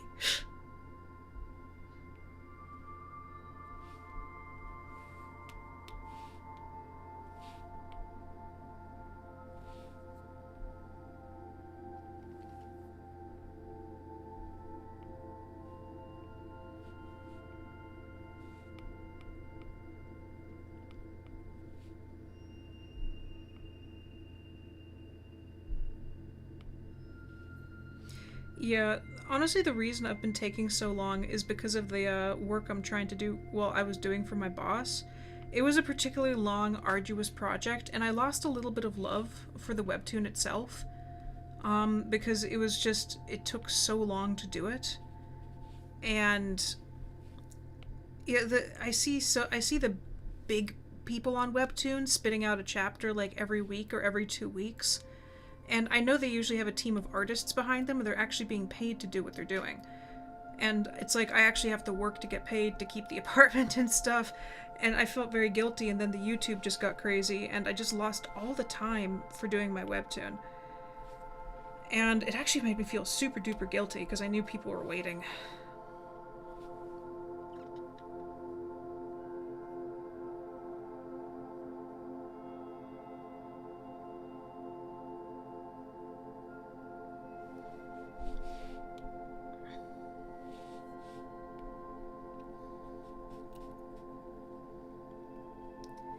I appreciate that, Wazzle. I don't know. People are pretty critical a lot of the time, and I know you guys got my back, and you guys know what's going on behind the scenes because I actually talk. It feels weird not having the rest of my audience know, though, I guess. And I'm like halfway calling you guys audience. I know you guys are my friends. But, like, I don't want to make, like, a bunch of apology videos, if that makes sense. Like, oh, I'm sorry, this update's coming out late. Oh, I'm sorry, this update's coming out late. It just feels kind of embarrassing. Not quite sure how to handle it. I also think I put way too much pressure on myself way too early because of how many people came onto my YouTube channel. Like 40,000? 40,000 people. I barely did anything to build up to it. So suddenly I felt like I had to do this amazing, perfect, cut and clean YouTube channel for everybody. And God, it got so stressful. And, I see other YouTube channels like Donut Media, that's one I like watching a lot. They publish a video a day, but they also have an entire production crew and multiple hosts. And I know I'm not at that point yet, nowhere near, so I think 2 videos a week is a lot. There's some people who are like, I post 1 video a week, you get 1 update a week, and they're really proud of it, and I'm like, oh, maybe I should do that too, just like a tutorial a week or something. I'm so worried of disappointing my audience. And I'm so worried about losing followers. Like, I've lost a few followers here, probably like cumulatively at least 1,000. And every time I see the number drop, it makes me go, oh crap, I'm not living up to my potential. I'm disappointing the people who came here for art lessons. And I think I really just need to relax and just do what I kind of want to do. I'm still going to be teaching art, but I think I put way too much pressure on myself way too early. And I'm paying for it right now with my exhaustion.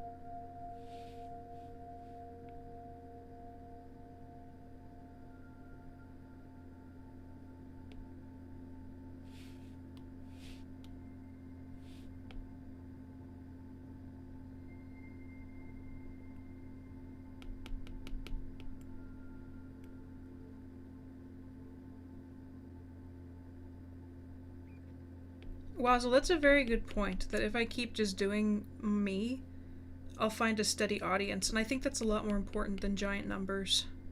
That's a very good point.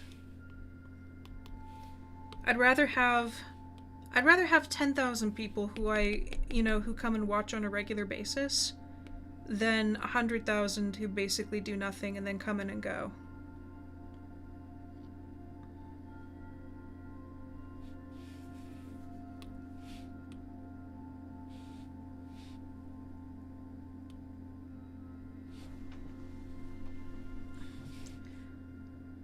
Oh, Luha's saying take care of yourself. I'm trying. Thank you so much. Honestly, the attention to me, like everything that's happened in the last year or so, and the explosive growth on TikTok and now on YouTube, it's really sent me for an emotional whirlwind. So I'm trying to cope with it and figure out what I want, who I want to be. So that's all it is. It'll take a bit of time.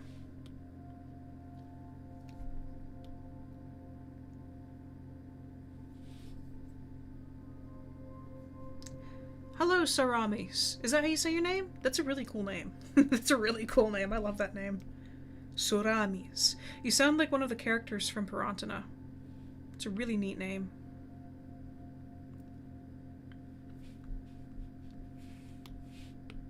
Ah, nope. There.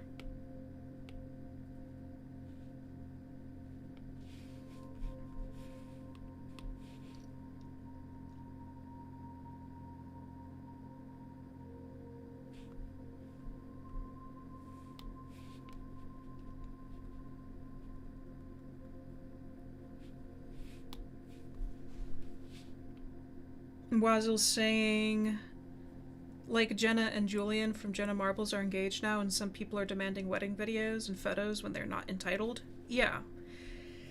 Yeah, I feel bad for bigger celebrities. I can't imagine, like, God, having that public eye on you. Even now, I get people sometimes during live streams, and I can't always keep my eye on the live stream. Or on the chat of the live stream, and they'll say, like, God, there was one person from a few days ago. She kept repeatedly asking, "Do you like Baby Yoda? Do you like Baby Yoda?" And I didn't get a chance to actually look at it until a few moments later. And first of all, I thought that was kind of a dumb question, but she's demanding to know, and she repeated the question like 4 or 5 times, and then she did the eye roll emoji, and she's like, "I'm leaving. Never mind." And I was like, geez, what's your problem? And that was just like, that's one tiny little thing in chat. And if she ever sees this again, to answer your question, no, I think Baby Yoda is really creepy. But, like, I've had people like that before, or angry that I'm not responding to their Instagram messages. And I'm like, I am a human person, please stop, I can only give you so much of myself before I run out of myself for me. Oh, wow. Whoa, that is a very good way of putting it that I've never thought of before. I've run out. I can't keep giving people so much of myself because I'm running out of myself for me. I'm gonna have to write that down somewhere. That just completely summarizes how I've been feeling lately.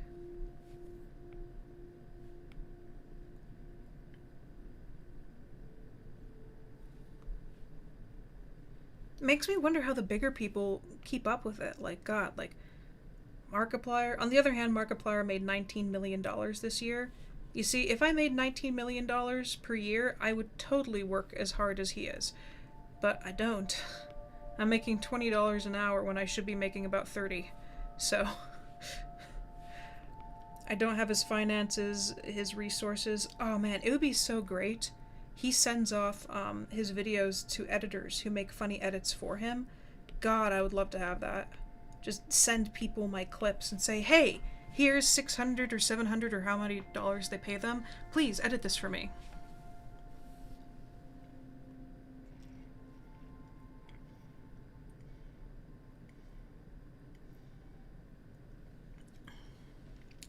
Whatever this is in this cup is really weird. Yeah, I actually found out the guy I'm working for, he doesn't make enough on his project right now to pay everybody. So he's had to use his regular job to pull in money. And I feel really bad because, you know, I need to make money, you know, to keep my livelihood. But he can't pay me more than a few $100s a month. And so I'm like, ah, shit. Like, I'd love to keep doing the work for him, but I need to take on a bunch of side jobs. The work I'm doing right now is now at least at a $30 an hour job, but he cannot pay me that much. In fact, God, this really stung. I was supposed to spend 30 hours on the lizard person, and I spent about 45 hours on them. And they're way better than any other model he has right now, so he could sell it for more money, right? But he was talking to me about how much overtime, you know, how I went overtime on it, and he said, do you mind giving me a discount in the future? And I was like, oh my god. Because I get it, but at the same time, like, this seems like more of a passion project, and his audience is small. Like, there's not enough people. He needs to get more people onto his project.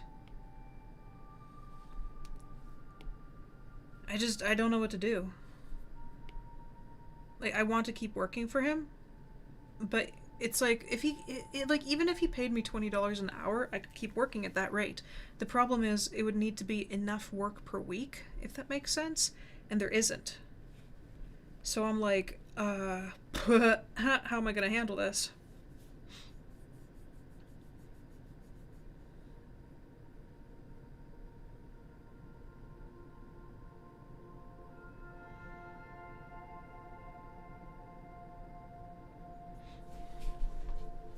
Yeah, like, I could...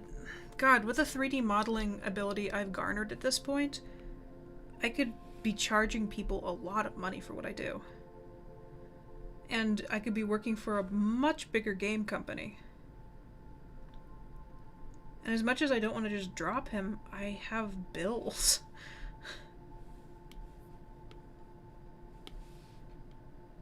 And so it's put me in a bad situation, especially because he's a family friend. You know, that always makes it better. I've been learning more and more often lately that you never work for family. That's kind of what the conclusion I've come to. Don't work for family or friends, and if you do, give them an entire contract to abide by, like you do for all your clients. Ugh. I hate having to go through and learn these things, but you know what? That's what I'm doing. And I think it's hilarious. It's hilarious because I preach to other people these exact things. I'm like, make sure you have a contract. Do this, do that. But then I'm calling the tea kettle black or whatever it is, because then I don't do it for myself.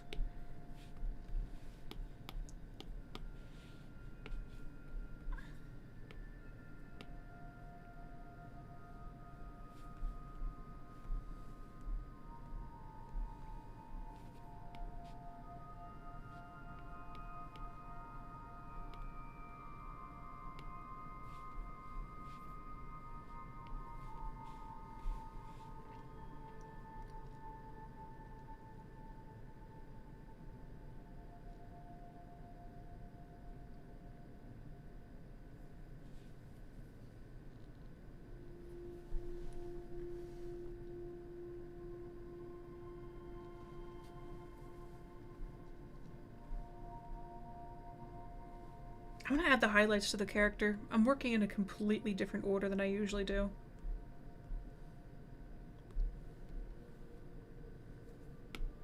Okay, this'll work.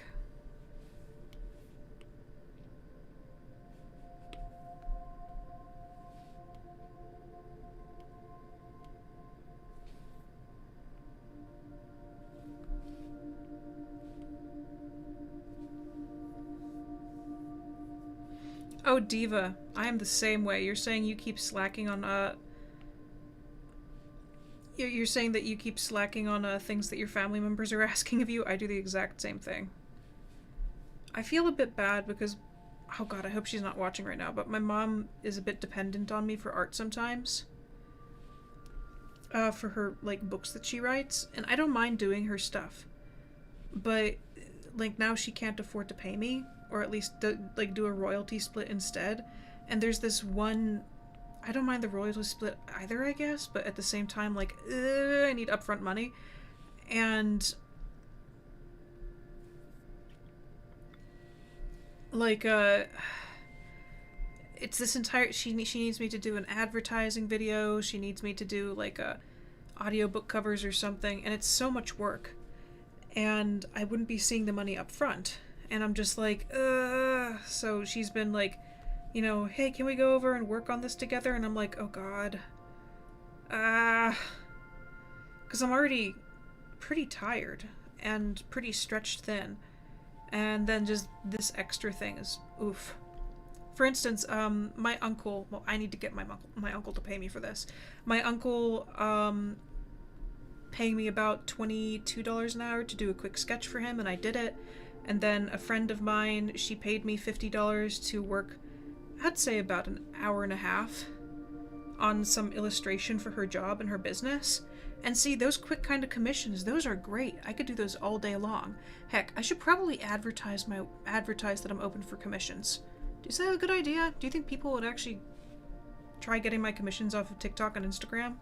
But anyhow, I should actually, like, go after that stuff, because I need, you know, unfortunately, since we're in the lovely clutches of thine patern capitalism, I need money to live. But yeah, family is so hard. I don't like it when family asks for art. And it's so awkward. Or like having your family consistently suggest to you what you should draw, or what they want you to draw, thinking that, oh, we have such great ideas, and I'm like, you sure do. Go learn how to draw and try doing it yourself.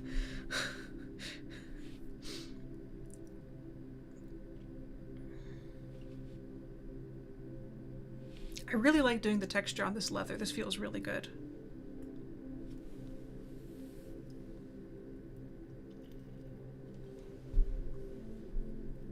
Sausage Roll is asking, hello, what is happening? What is happening is that I am accidentally using this particular YouTube live stream as a rant session for all the times I've been taken advantage of by friends and family over my art skill, and it was completely accidental, and only now that I realize what I'm doing.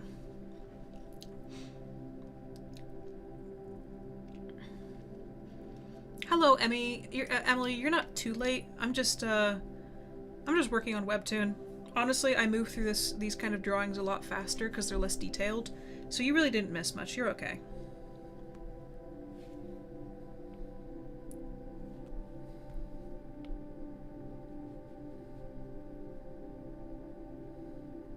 Honestly, if you want to make good money in the artistic field, go commercial. Commercial things will pay you a lot of money. Nike shells out hundreds of thousands of dollars per month over just specialty pieces. God, I was on Upwork.com once, and Nike was advertising to pay $9,000 for one illustration of their shoe. $9,000! I wasn't good enough to get it because I applied. Trust me, I applied. But like, God, if you want to make the money, is go to the companies.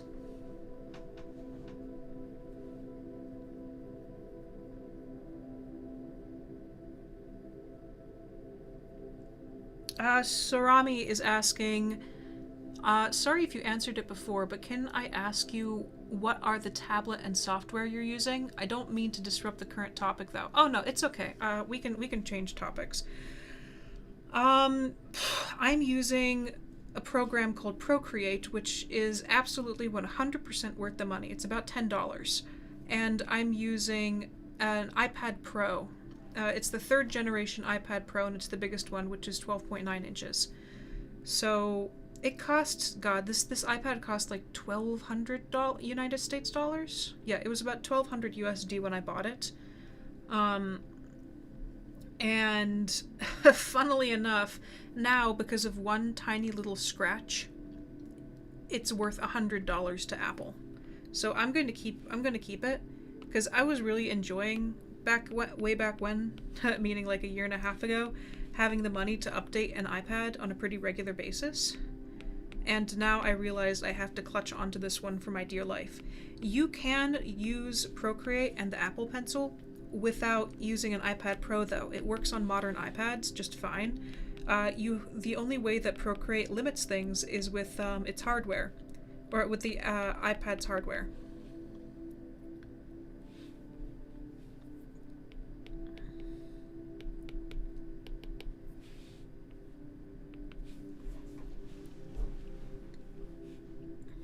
Oh, I forgot to draw the moldy bread. We need to draw moldy bread in here.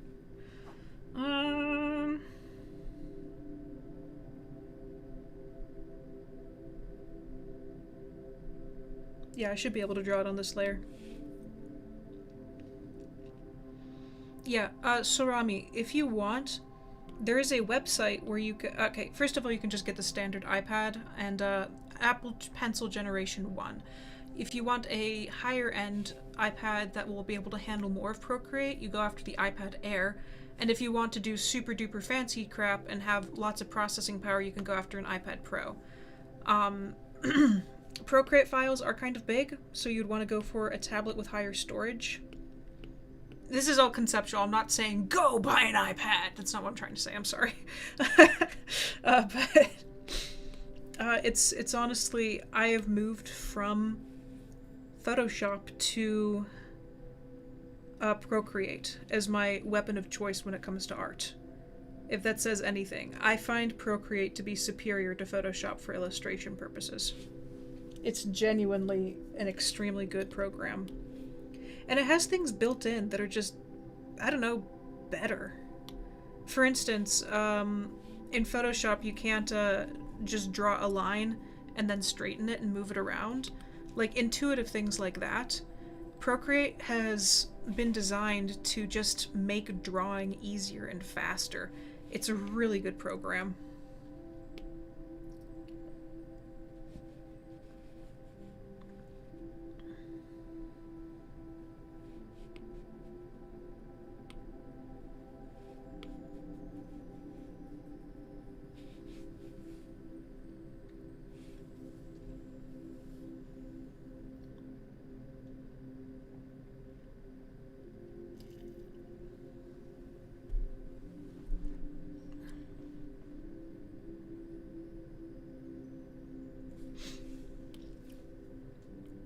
Okay, this has to be moldy. I do remember making this bread moldy. Let's add mold. I have a better mold brush. Where's my mold brush? Some mold is a blue-green. Oh, that's a good mold color. I found a great mold color. We need a softer pen for this, though. I'll use Tamar.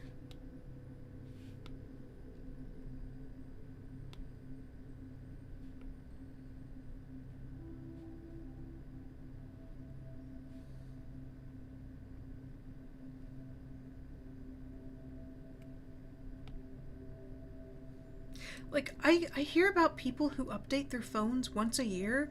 Like, where do you get the money? Where do you get the money for that?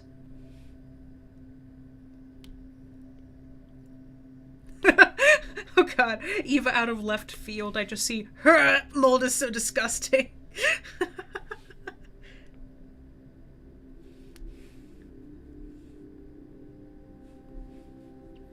Oh, and hello, Kate.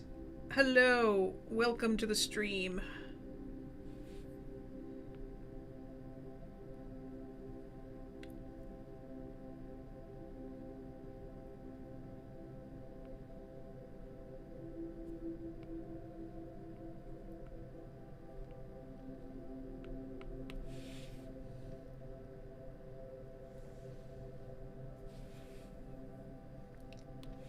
Damn, if you can make 60 to 70k as a nurse, I'm in the wrong field. Or maybe I should just become a biomedical illustrator, because they make up to $120,000 a year. Why don't I just go do that?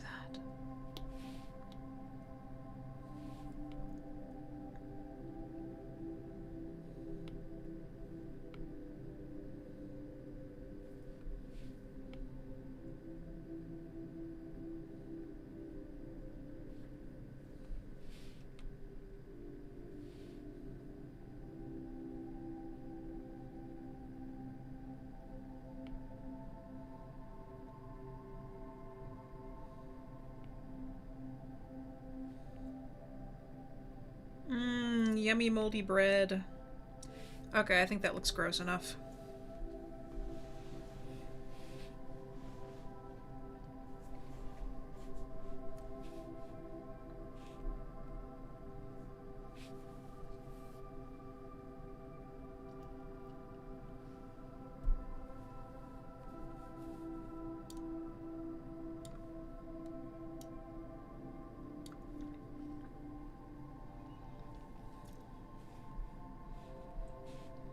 Oh yeah, I was supposed to be doing highlights on the character and I started making moldy bread. Lovely.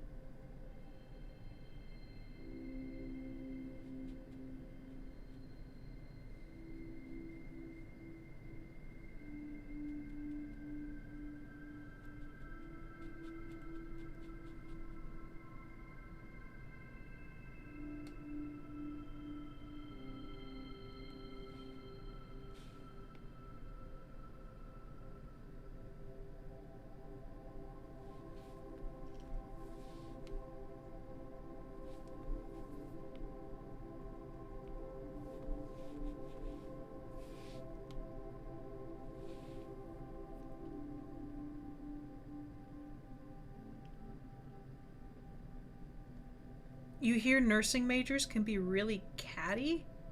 Huh, interesting.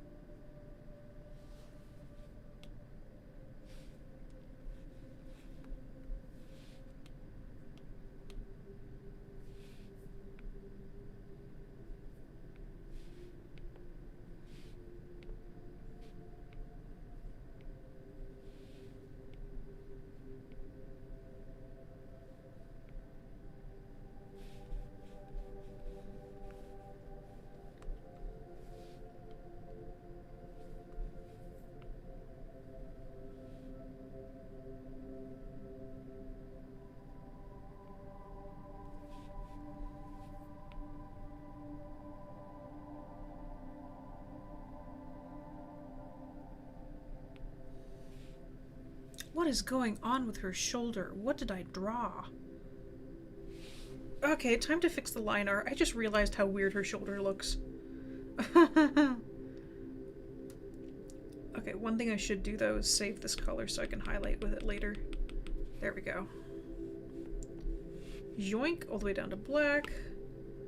Let's grab the line art brush. Huh! Oh, that was a weird burp.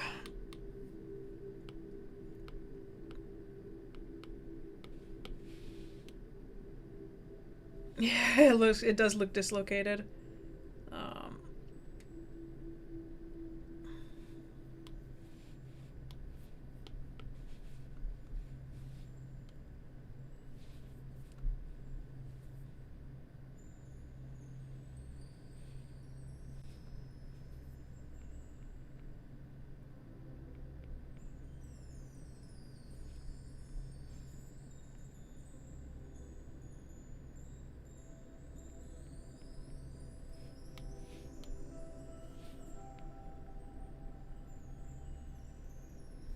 There, I think that looks better. Maybe up here too.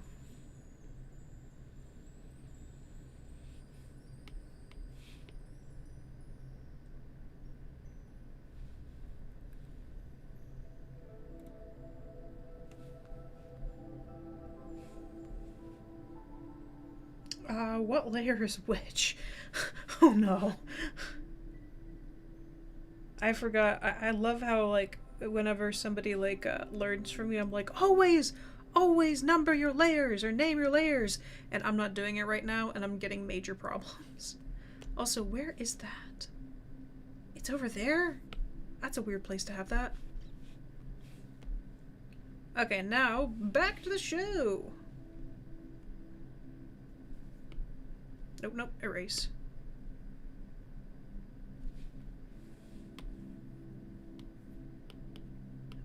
Where's my brush? There's my brush.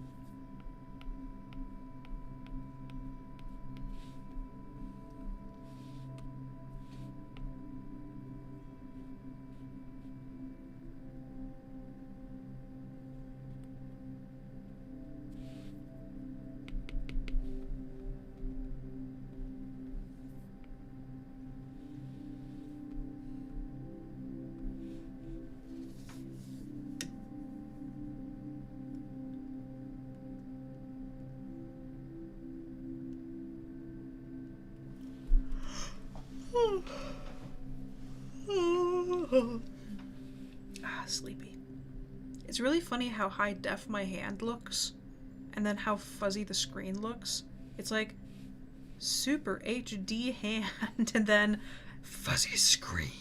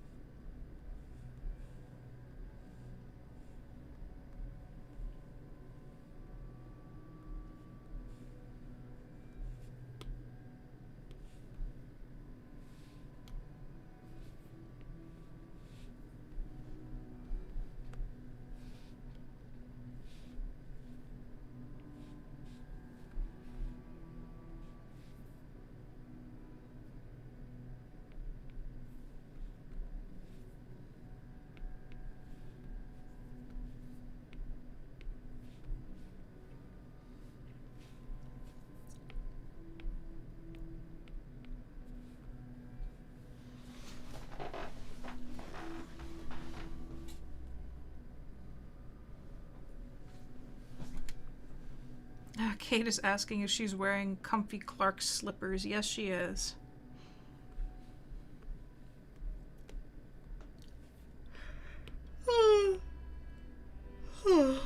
I am not tired at all. What are you guys talking about?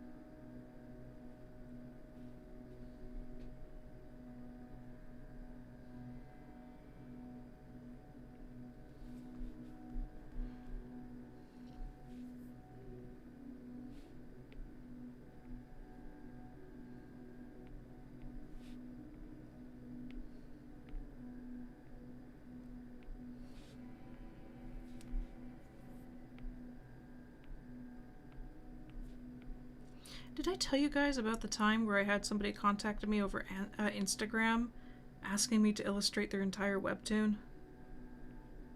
That was interesting.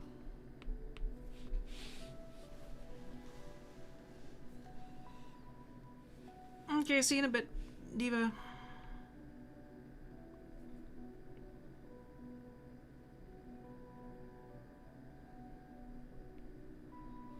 Like, I've gotten some weird requests over Instagram. Yeah, Wazzle, that was my request. Not request. That was my general reaction. Because it was on one of my high popularity swings on TikTok, and you know I have all my social medias linked, and they were like, my girlfriend and I have this really cool idea for a webtoon, and we were wondering if you could illustrate it for us. And I never answered.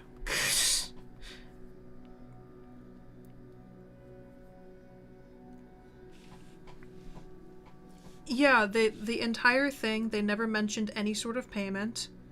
You know, because usually if you go to a minor online, I guess, celebrity? God, is that what I am at this point? Jesus Crispies. If you go to, you know, somebody who's well known for art online and say, hey, can you do this thing for me? You know, most likely you should be offering some amount of money for it, at least. They didn't mention anything. They're like, we have this really cool idea, a vision. I love it when people say they have a vision about something, and I'm like, you have a vision, and I have rent bills. So what's it gonna be? But,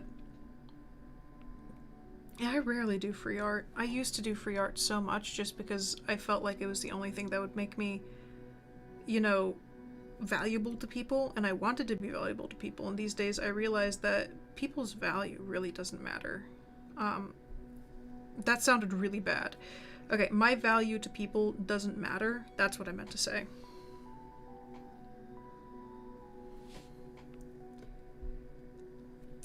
What matters is my value to myself, and then how much other people value, that comes only afterwards, if you even want to care about it.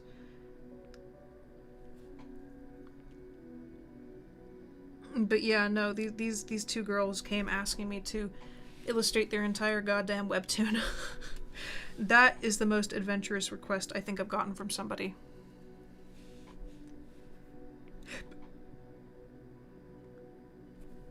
Yeah, Wazzle.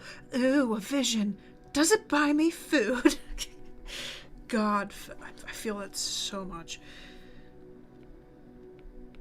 Here's the thing: people don't go into like a fast food expecting, you know, to get free burgers or something, or you know, you don't expect to go into a restaurant for free, you know, like for free food, for exposure, or because I'll really like you. I'll be your friend if you give me this free dinner. You know, like that kind of shit. People usually don't do that. Apparently there are some Instagram influencers who will go into places expecting to get free meals for them and several people simply so they can blog about the place. That's become an unfortunate trend. And I'm like, oh, just go stick the fork down your throat. But like, not even big Instagrammers, you know, like maybe 10,000 followers. Like, that's not big, I'm sorry, especially in today's standards. And then going around demanding free food. Ugh, Jesus Christ. But, yeah, like, the audacity of some people.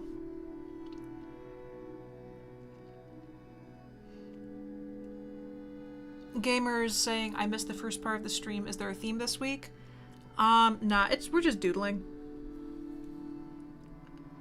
I really wanted to work on my webtoon because I haven't touched it for, God, like 3 months at this point. And I was like, okay, it's time that I at least finish some panels. So that's kind of today's thing. If you have anything you want to doodle, anything you want to finish up, today is the day to do it.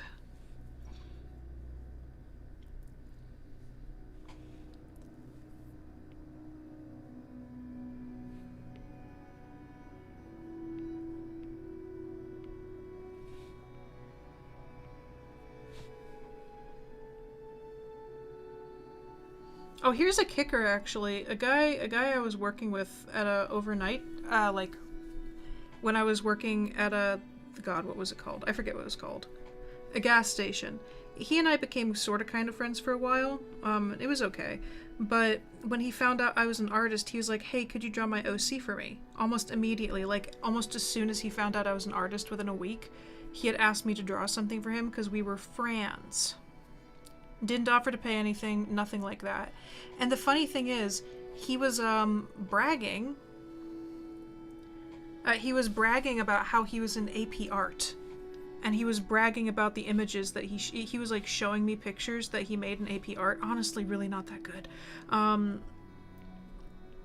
And how his teacher always lauded how good he was and stuff. And then he was like, could you do this free picture of the OC for me, of my OC? And I was like, so were you in AP Art or not? Okay, see you, Sarami. That's still a cool name. Yeah, like, God, I could do a story time for one of my YouTube videos over the amount of times that people have asked me for free crap. Oh, God. There's actually, wait, there's a website called forexposure.com where artists and people who work, you know, gig jobs and art jobs, they talk about their war stories about people asking them for free work.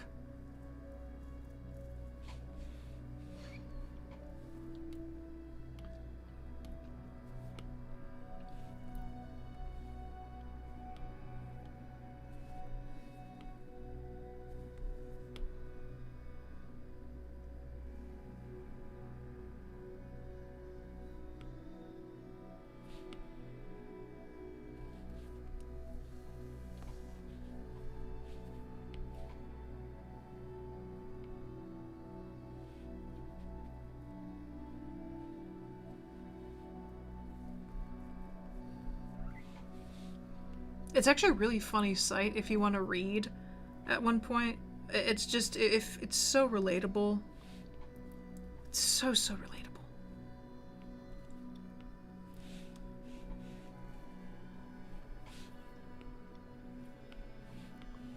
Yeah, in retrospect, Wazzle, the character he created was just an extension of himself. It was like a self-insert character. Like, I know my self-insert character, she's literally me. Like, this is me. I put myself in a story for a very direct reason.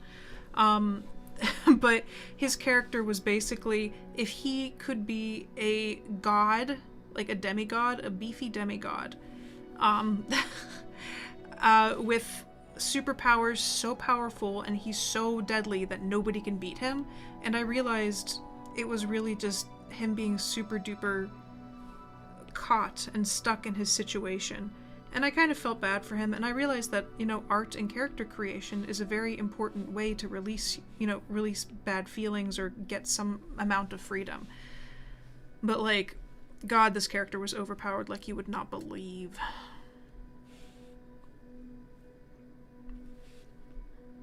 It's like, I also...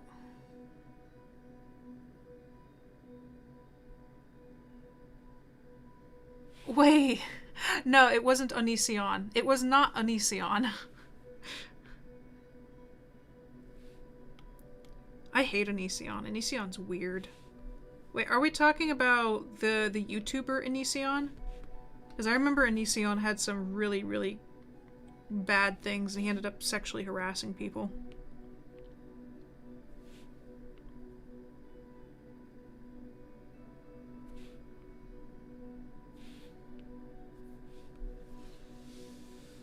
Yeah, no, I've never met Onision, nor do I want to.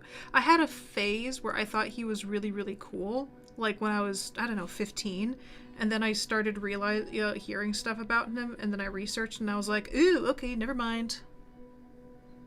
Stinky onion asshole.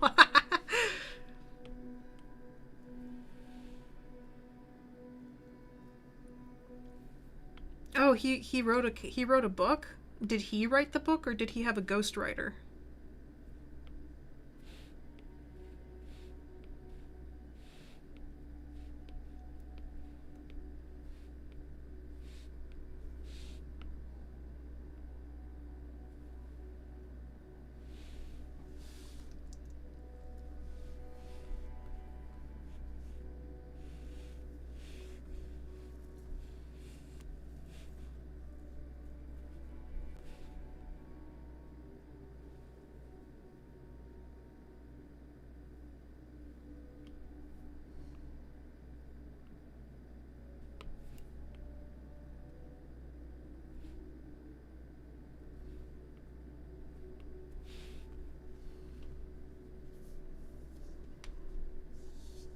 Oh geez, so they're just really bad, and it's essentially a self-insert. So you're saying that Onision basically made a bunch of self-insert books where he was basically a god? Oh god. Wait, I need to erase some of these up here. Or at least make it go over the shoe.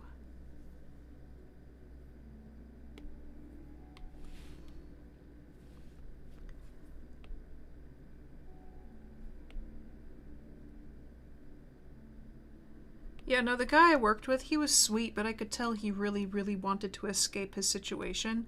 On the other hand, he never tried, if that makes any sense. And it got kind of tiring being friends with him, because he would always talk about his really cool characters and stuff. And he wrote stuff on Wattpad about them, and he asked me to read it and give critique. And I really didn't want to, because, I mean, it wasn't that good. I hate it. I hate doing that to somebody, you know, like, it's something they're passionate about, and it's an escapism project, so you know that, you know, it matters to them. But then when you read through it, you're like, ooh, this is interesting. But the way he wrote it, and this was my critique for him, is that your character does things so, you know, like, there's no description. There's nothing in here. There was nothing in, you know, no atmospheric description, setting. It was so bland. And he was like, I wrote that for him because he goes through things day by day. He kills people day by day so smoothly that it doesn't even matter to him anymore. Life doesn't matter. He's so powerful. And I was sitting there like, okay. Interesting. And it's just that lack of believability and that lack of connection. You know, you can't sink into a story. You can't connect with a character if all they're doing is running around being a superhuman, and you don't even describe what color the sky is or something. It's hard. You need to let your people connect to the books. And so I forget if he took the critique or not. I honestly forget. I hope he did, because, you know, like, it's his story, and I want him to be able to pursue it. But if he wanted to publish it and make it good, he would really, really need to make sure that his character, that the audience could connect with his writing. Like, that's like the first and foremost thing you have to do, is make sure that your character is connectable and believable. There's a very in the webtoon even, there's very specific reasons for certain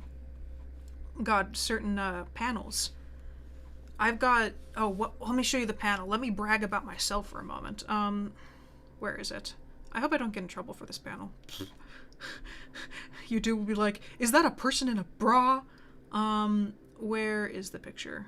This picture right here. It's just a scene of her getting undressed in front of the mirror, and she's a chubby body, and looking in front of the mirror and seeing her reflection, and then just this kind of disgruntled look. I got so many comments on this that, oh my god, this is so relatable. And that's exactly what I'm aiming for, because I'm pretty sure anybody who has a physical body has felt this. And I'm like, good, they're connecting to my character. This is what I need. And that's the reason I do stuff like that. It just, you need to feel connected to whatever character you're following. Or this one too. Seriously, I just sat down. Oh god, they're gone. Good, they're gone. Glad I avoided that social interaction. Like, I guess I'm trying to speak to all the introverted, grumpy, tired people of the world with this webtoon. It might not be the best thing, but that's kind of what I'm connected to.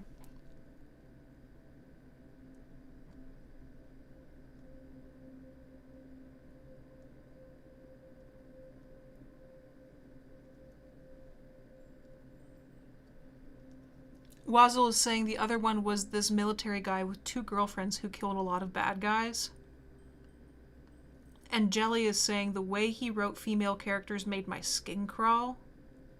Ew. It really kind of shows, I guess, what he thought about women if he talks about them like that. Ugh.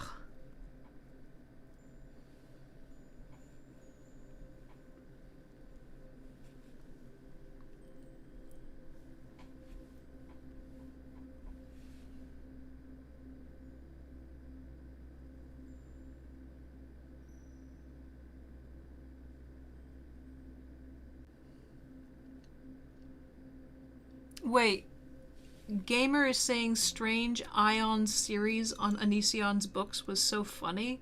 Wait, I'm gonna have to find this.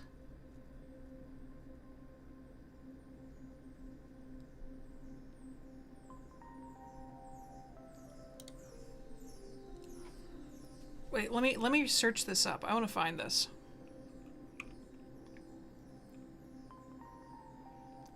Strange.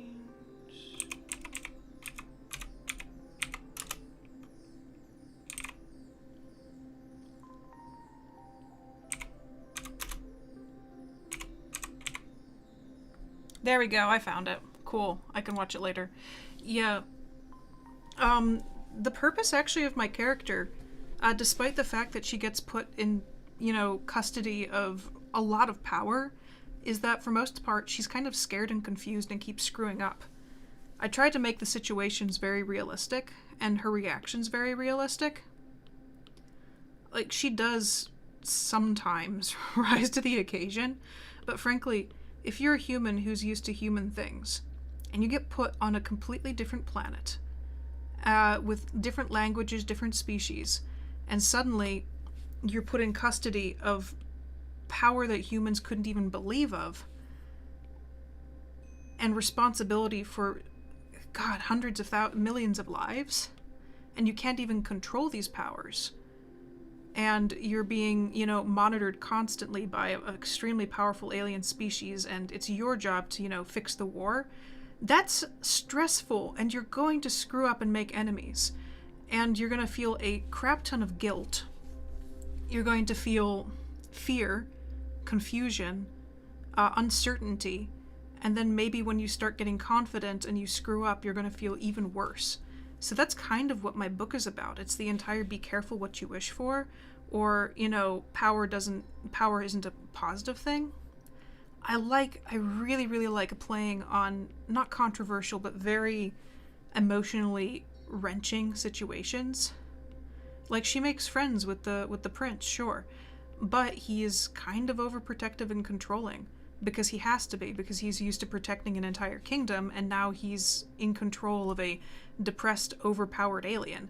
So there's so many different things, I guess, that I'm trying to play around with the plot of my series, because I'm so tired in a way of seeing repetitive, like, hero rises to the occasion. Well, what if they don't always rise in the way you think they're going to? Like, what if they screw up? What if they destroy a city? Things like that. That interests me. Or what if they do get captured by the bad guy and they do bad things?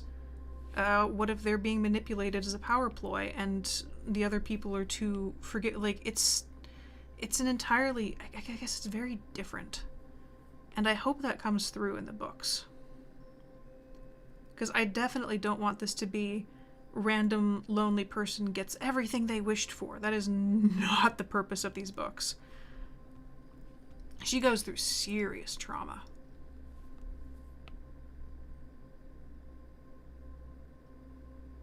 And then when she gets back to Earth, she has to hide it and can't say anything about it to anybody, but, the alien comes back with her because he promised he would. And so she can't actually have a normal life at all. So it's like...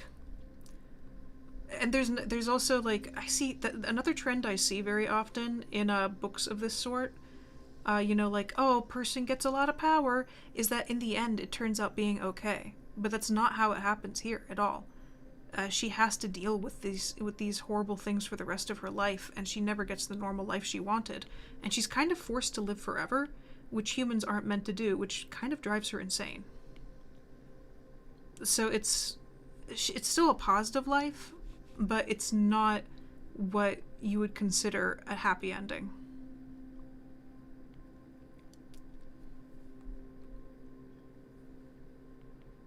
I'm really kind of interested in seeing, like, once the entire series is out, what people think about that play on plot.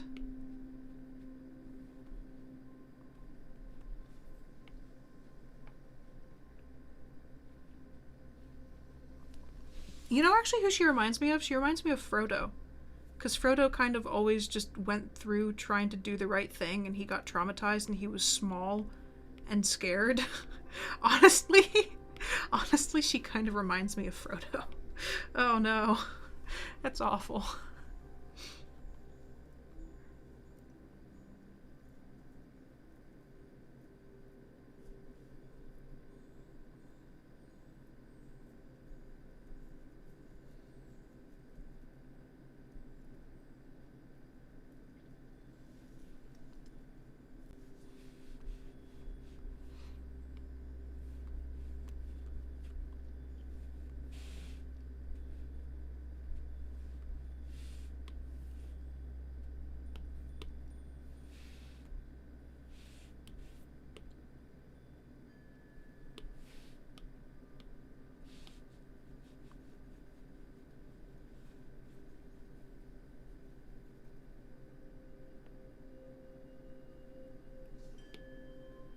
Actually, Wazzle, I think I really do like the Frodo comparison now that I'm thinking of it.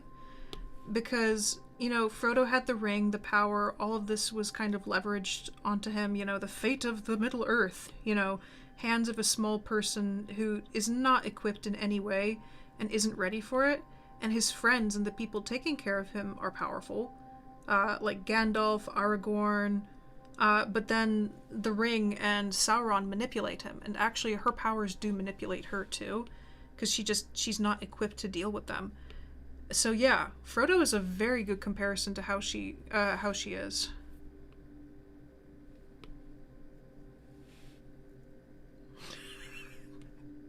I'm sorry, Luna, you said how much longer are you steaming, and I'm like, I don't have a timer on for it, but hopefully until I'm well enough cooked. But I'm streaming until I finish...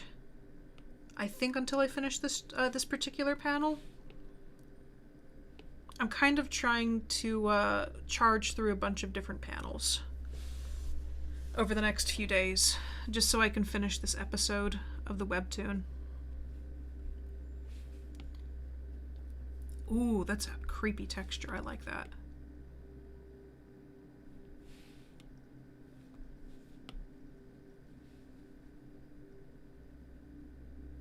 Gotta keep that texture in there.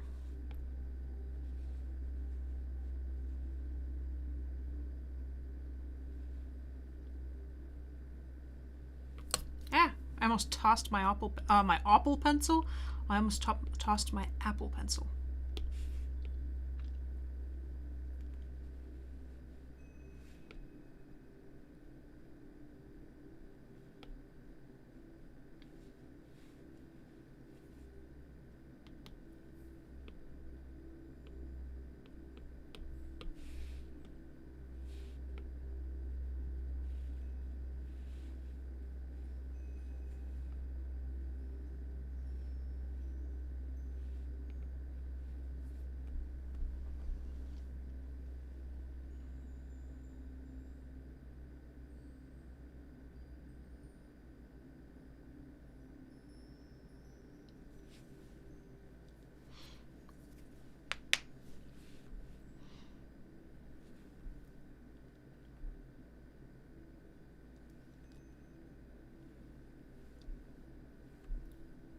Oh crap, I forgot to put the wooden boards in here. I also want to do highlights though. Let's do some highlights.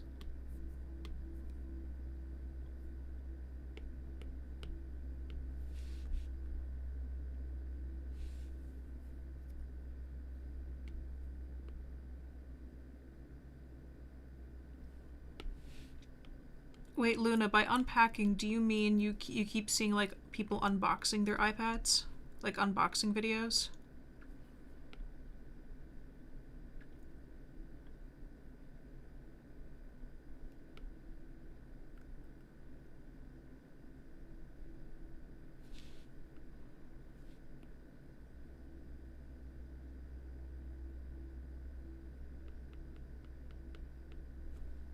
Oh, yeah.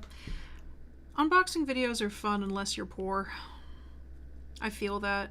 I got this particular iPad when I was pretty flush with money. Relatively flush for myself, you know. Like, I wasn't rich in any space of the word, but I was like, I need a new iPad. Let me get a new iPad. And,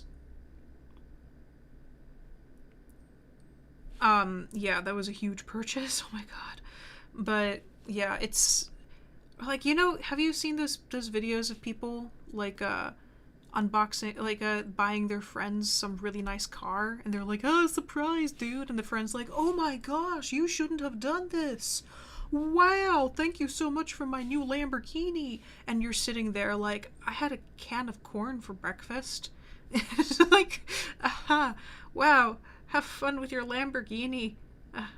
What's for dinner, Mom? Cabbage. It's just like, I think that's why people watch those videos online, though, is because it's the dream for them, actually having the money or having a friend give them something like that. I know Mr. Beast does that a lot. Yeah, I think it is Mr. Beast. He'll go and he'll like give people really cool cars and stuff that he knows, and I'm like, hey, Beast Boy, could I have rent for a few months, please? I don't need a Porsche. Just you know, rent.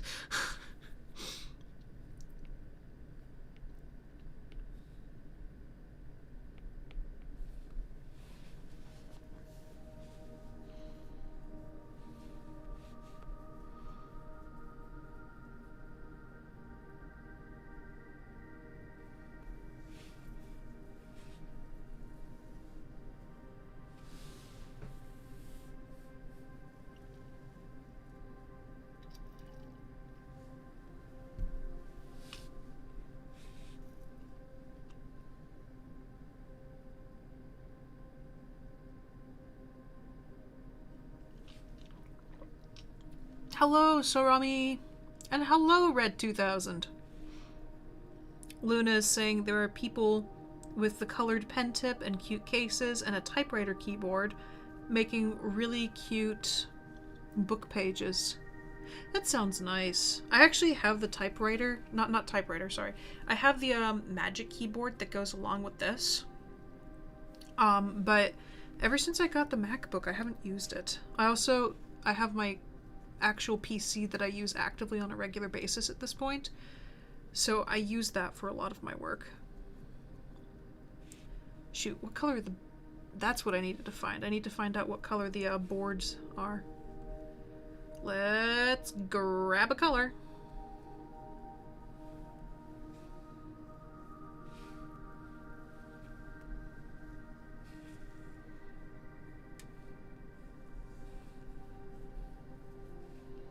You know, now that I actually got the camera to focus properly on this, it's actually okay for streaming.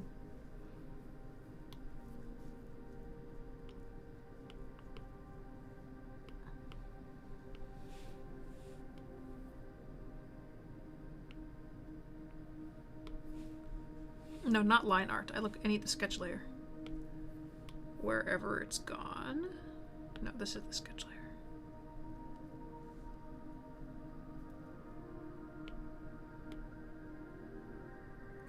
Are there... You know what? I'm just gonna make it disappear for now. There we go. Red 2000's so confused. I've never been to an ArtBlock Friday. What's going on? ArtBlock Friday is just people... It's kind of like all the art fam getting together and just doodling together. I usually have a prompt, but today I just wanted to work on my webtoon, and so there's no prompt. It's a more relaxed one, but it's basically just everybody sits and chills and draws together, and then later on the Discord, people will put whatever they worked on. And then the next week, I share it with everybody, and I'm like, hey, stream people, look at what everybody created. We had some really cool ones for like 2 weeks ago. We were drawing Cyborg, or the theme was Cyborg, and some people made, actually everybody made really cool work, but some people in particular did excellent stuff. And so it's just, yeah, it's a communal drawing thing.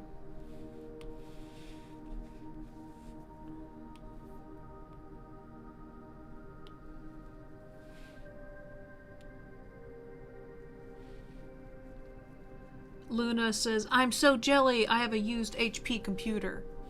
Do you know, Luna, I didn't even have a phone until I was like maybe 15, I think, and I had a flip phone. Wait, Luna, if you don't mind me asking, how old are you? Like, you don't have to answer, obviously, if you don't want to.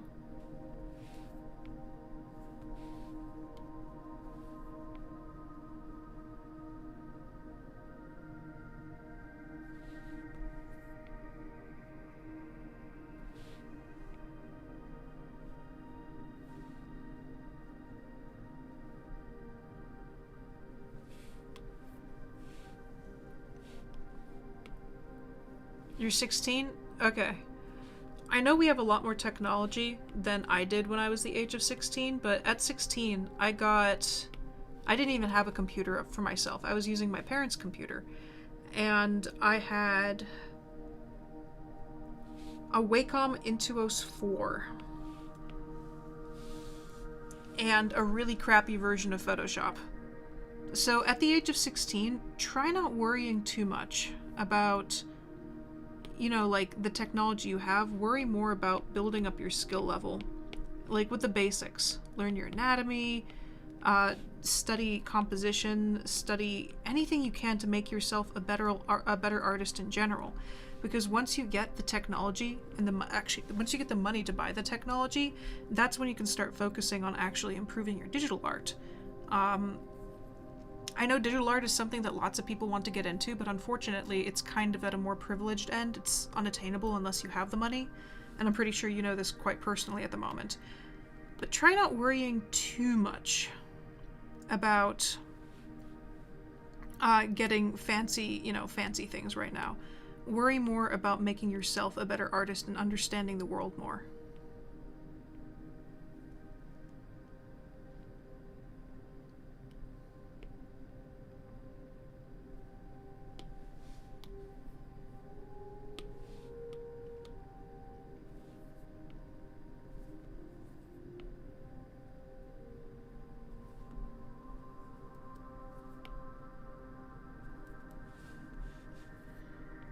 I'll give you one of the biggest secrets to being a good artist. It's observation.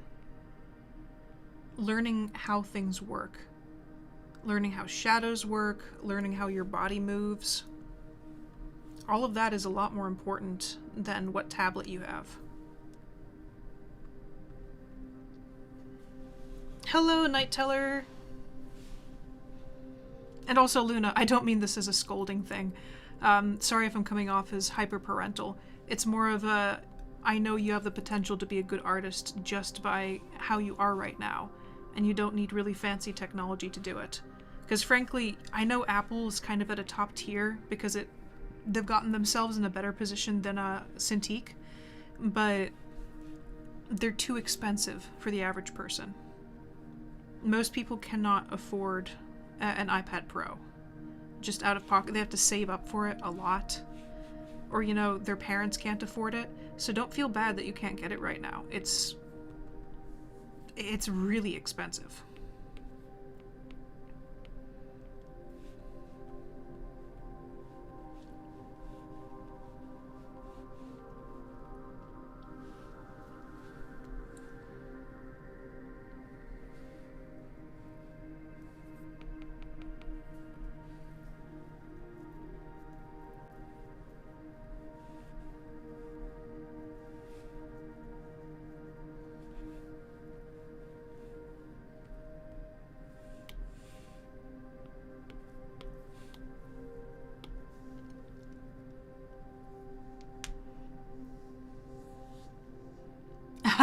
Night Teller saying, "Good day to you, Miranda. Good day to you, Night Teller."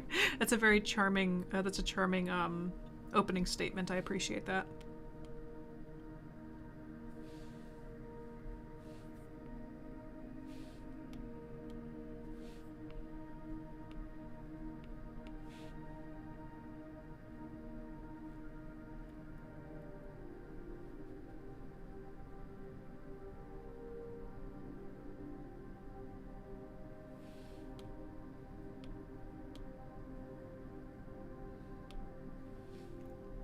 Red 2000 is saying, me and my friends are trying to make a FNAF fan game, which is really hard, and it is. Making games is difficult, but I think I'm gonna work on the poster for it. That's a good idea. That's a really good idea. I like making posters myself, but I don't know what I can do it for.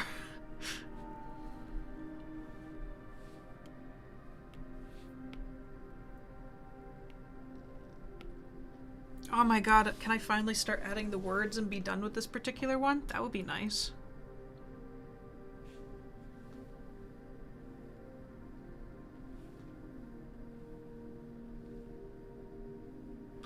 I think I'm done with the coloring. Oh my god, am I finally done with the coloring? Ah, darn it. I was trying to come up with a grumpy word to say. I was about to say, like, noodles. And I was like, noodles? Would I really say noodles just when I'm grumpy about something? And so that's how I moved to darn it. Oh, bubble trumps. There was this really creepy thing on the internet a while ago called salad fingers, and he said bubble trumps.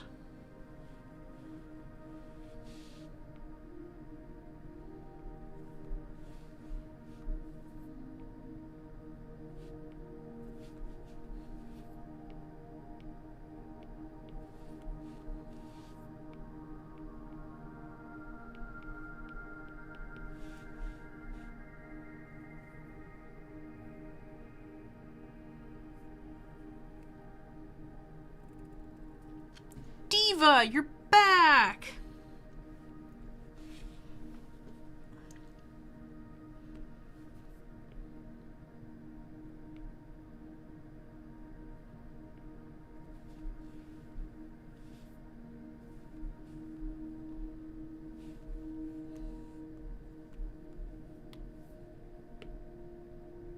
What was that?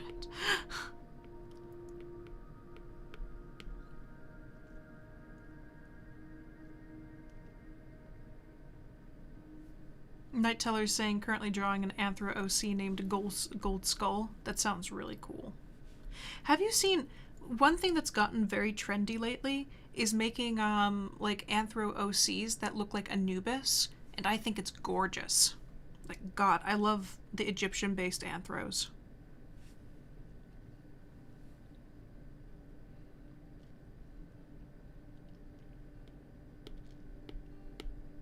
Hello? That was weird. Are you out of battery? Oh, my Apple Pencil's out of battery. Oh no, baby! Well, I'm gonna draw with my finger. Fortunately, what I'm doing right now doesn't necessarily need that much, stuff.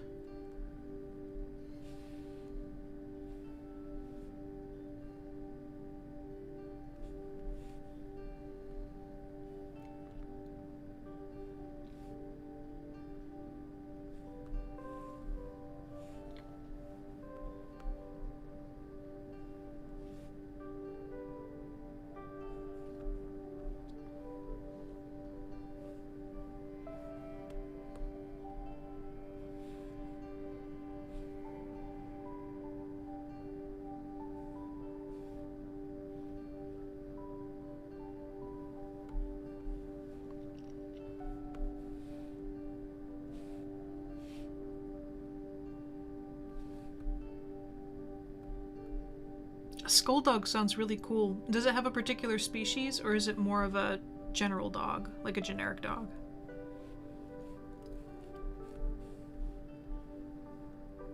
Haha. I wonder if I kept that in there, would anybody notice? I'm taking it out. Luna, I have thought about streaming on Twitch, but the thing is that Amazon owns Twitch and I don't want to support Amazon.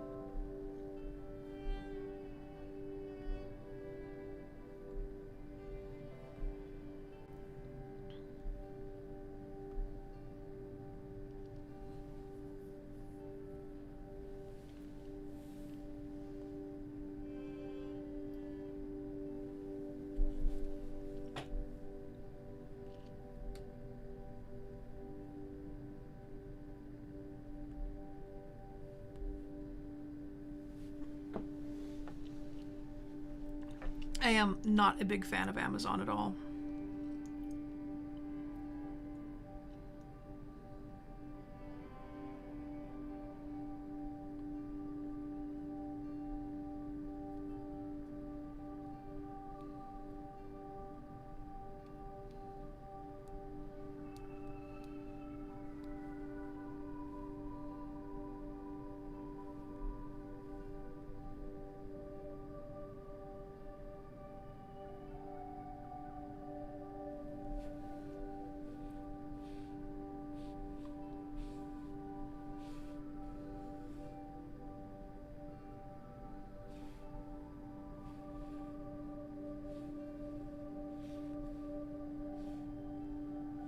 Come here.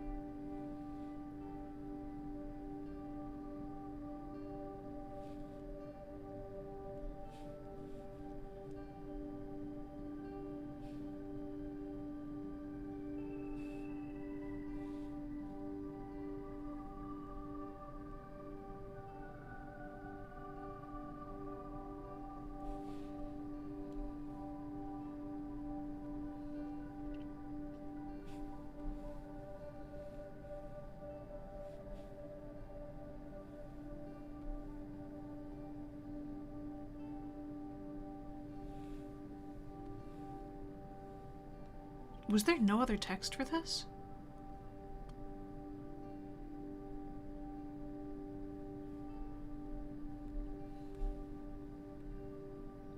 Oh shoot, there is text up here. I just can't see it because it's so bright. Let me color it in so I can actually see it. There's a species that can build. I need to find them. Build and cook.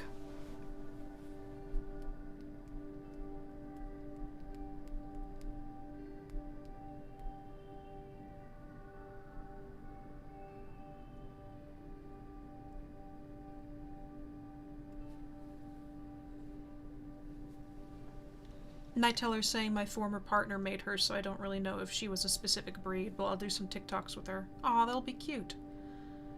Luna Loves Cake says, but Amazon is the only shipping we and the island is the only shipping we and the island I live on. Oh yeah, because you're in Australia. No, wait. I forget. Luna, are you the one who's in Australia? I think. No, crap. That was 420. Yeah, no. The reason I don't like Amazon is because they're abusive to their workers, and they've created a monopoly and a dependence on them. Like, they're literally putting AI cameras in their vans now so that they can keep track of their workers and make sure that their workers aren't doing anything weird, such as, I don't know, yawning.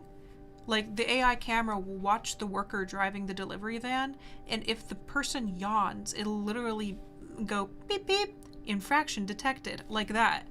And it'll like record the number of infractions. Somebody can be drinking water out of a bottle or looking away from the road to make a turn or something, and the camera will detect it and beep at them and tell them that they're doing something wrong.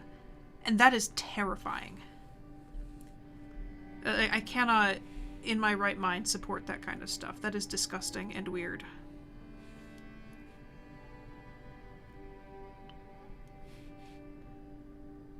Like, they're literally treating people like robots. I feel bad that you're on an island where you literally can't get anything without them. That sucks.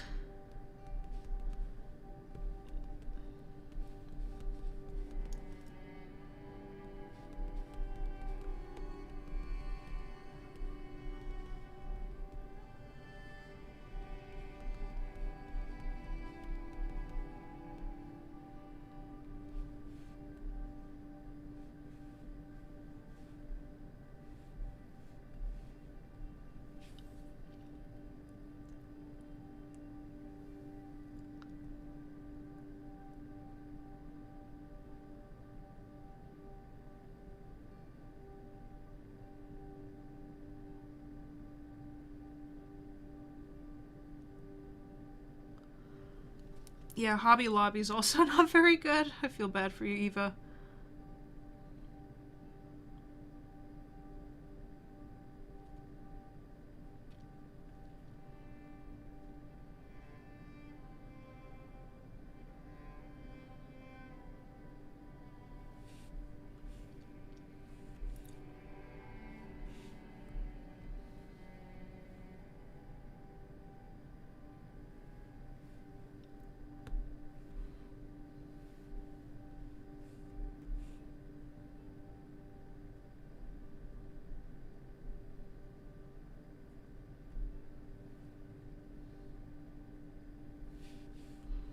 Another thing that Jeff Bezos announced earlier today is that they're going to be, because of the complaints that happened, quote unquote, they're going to be making new schedules for their workers, not based on, actual preferences of people. They're using an algorithm to design work schedules that will rotate their workers to make sure they are activating and using varying tendon groups.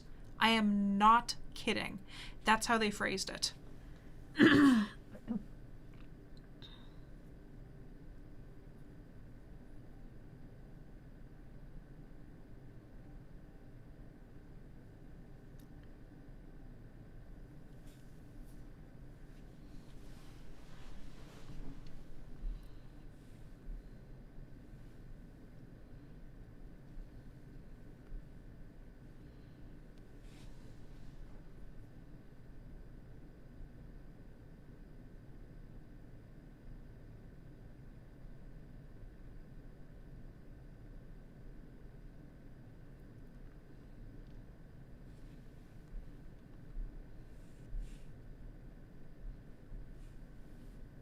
How you doing, Apple Pencil? I need your help for a moment. Oh my god, it's so warm. Why is the Apple Pencil so warm? Please don't explode. I've never felt it this warm before. Ooh, that's weird.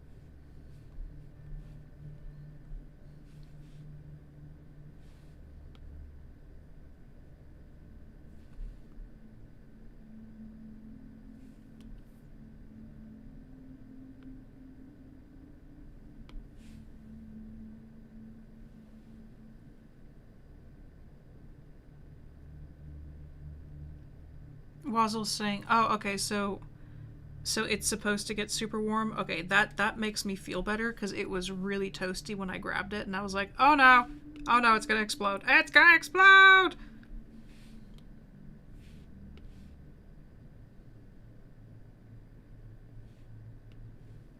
Yeah, it was at 0%, so I can understand why it would get very warm.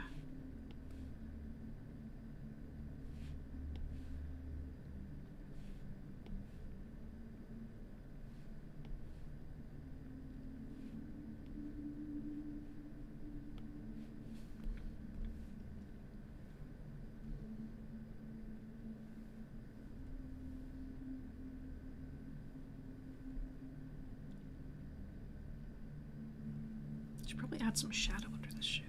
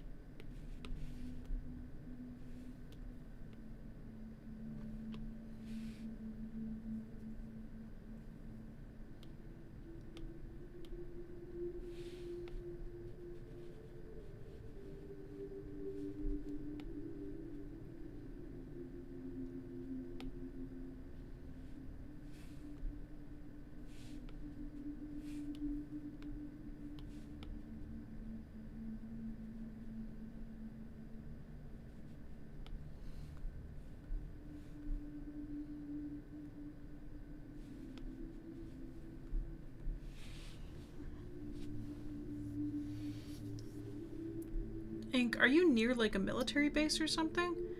I know back when I was living in Cleveland, sometimes we had the military pass over for God knows what reason.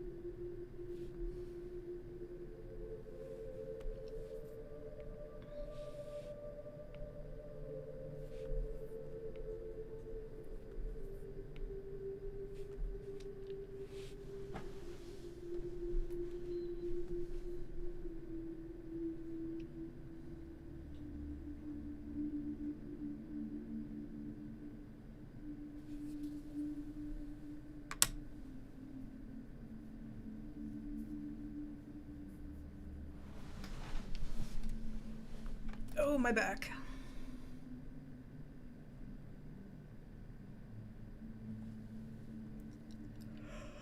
Okay, I think... Huh. I think this particular panel is done.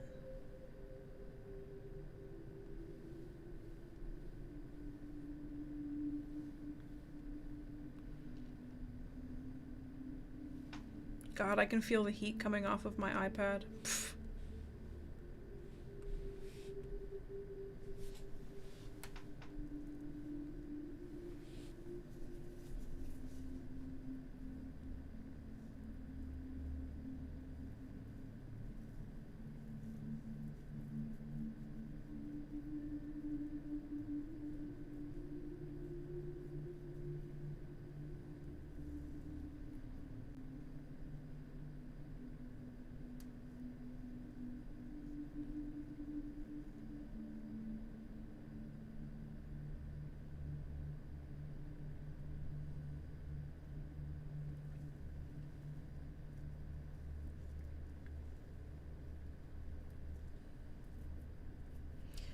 Okay, I think I'm going to... Oh my god, I have so many panels to finish. Wait a moment. Wait, what? How many do... Wait, how many do I have to finish?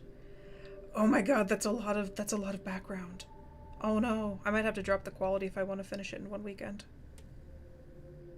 If I can manage to do 2 a day, then I can publish on Monday. I think that's what I'm going to aim for. I'm going to try finishing this one tonight, and then I'm going to do those 2 tomorrow for Saturday, those 2 for Sunday. Oh, that leaves 1 more to do. Dang it. Maybe publish on Tuesday then? I don't know.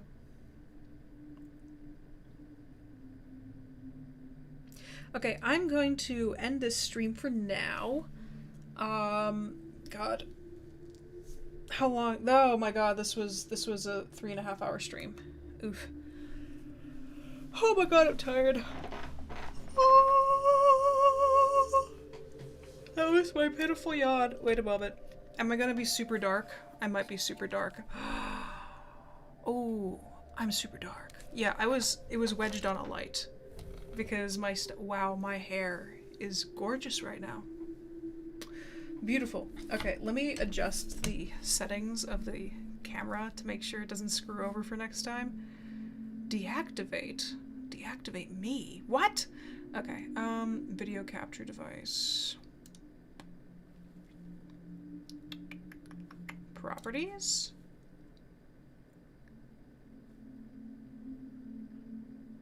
Configure video, camera control, auto exposure.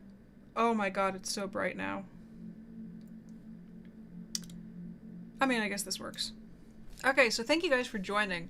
I'm going to go get some roast beef or something. I have no idea. I'm just a bit hungry and thirsty. I'm going to jump on Discord, and I'm going to stream what I'm doing, because Discord on iPad, at least, is not broken. Discord on Windows, very broken right now. And yee.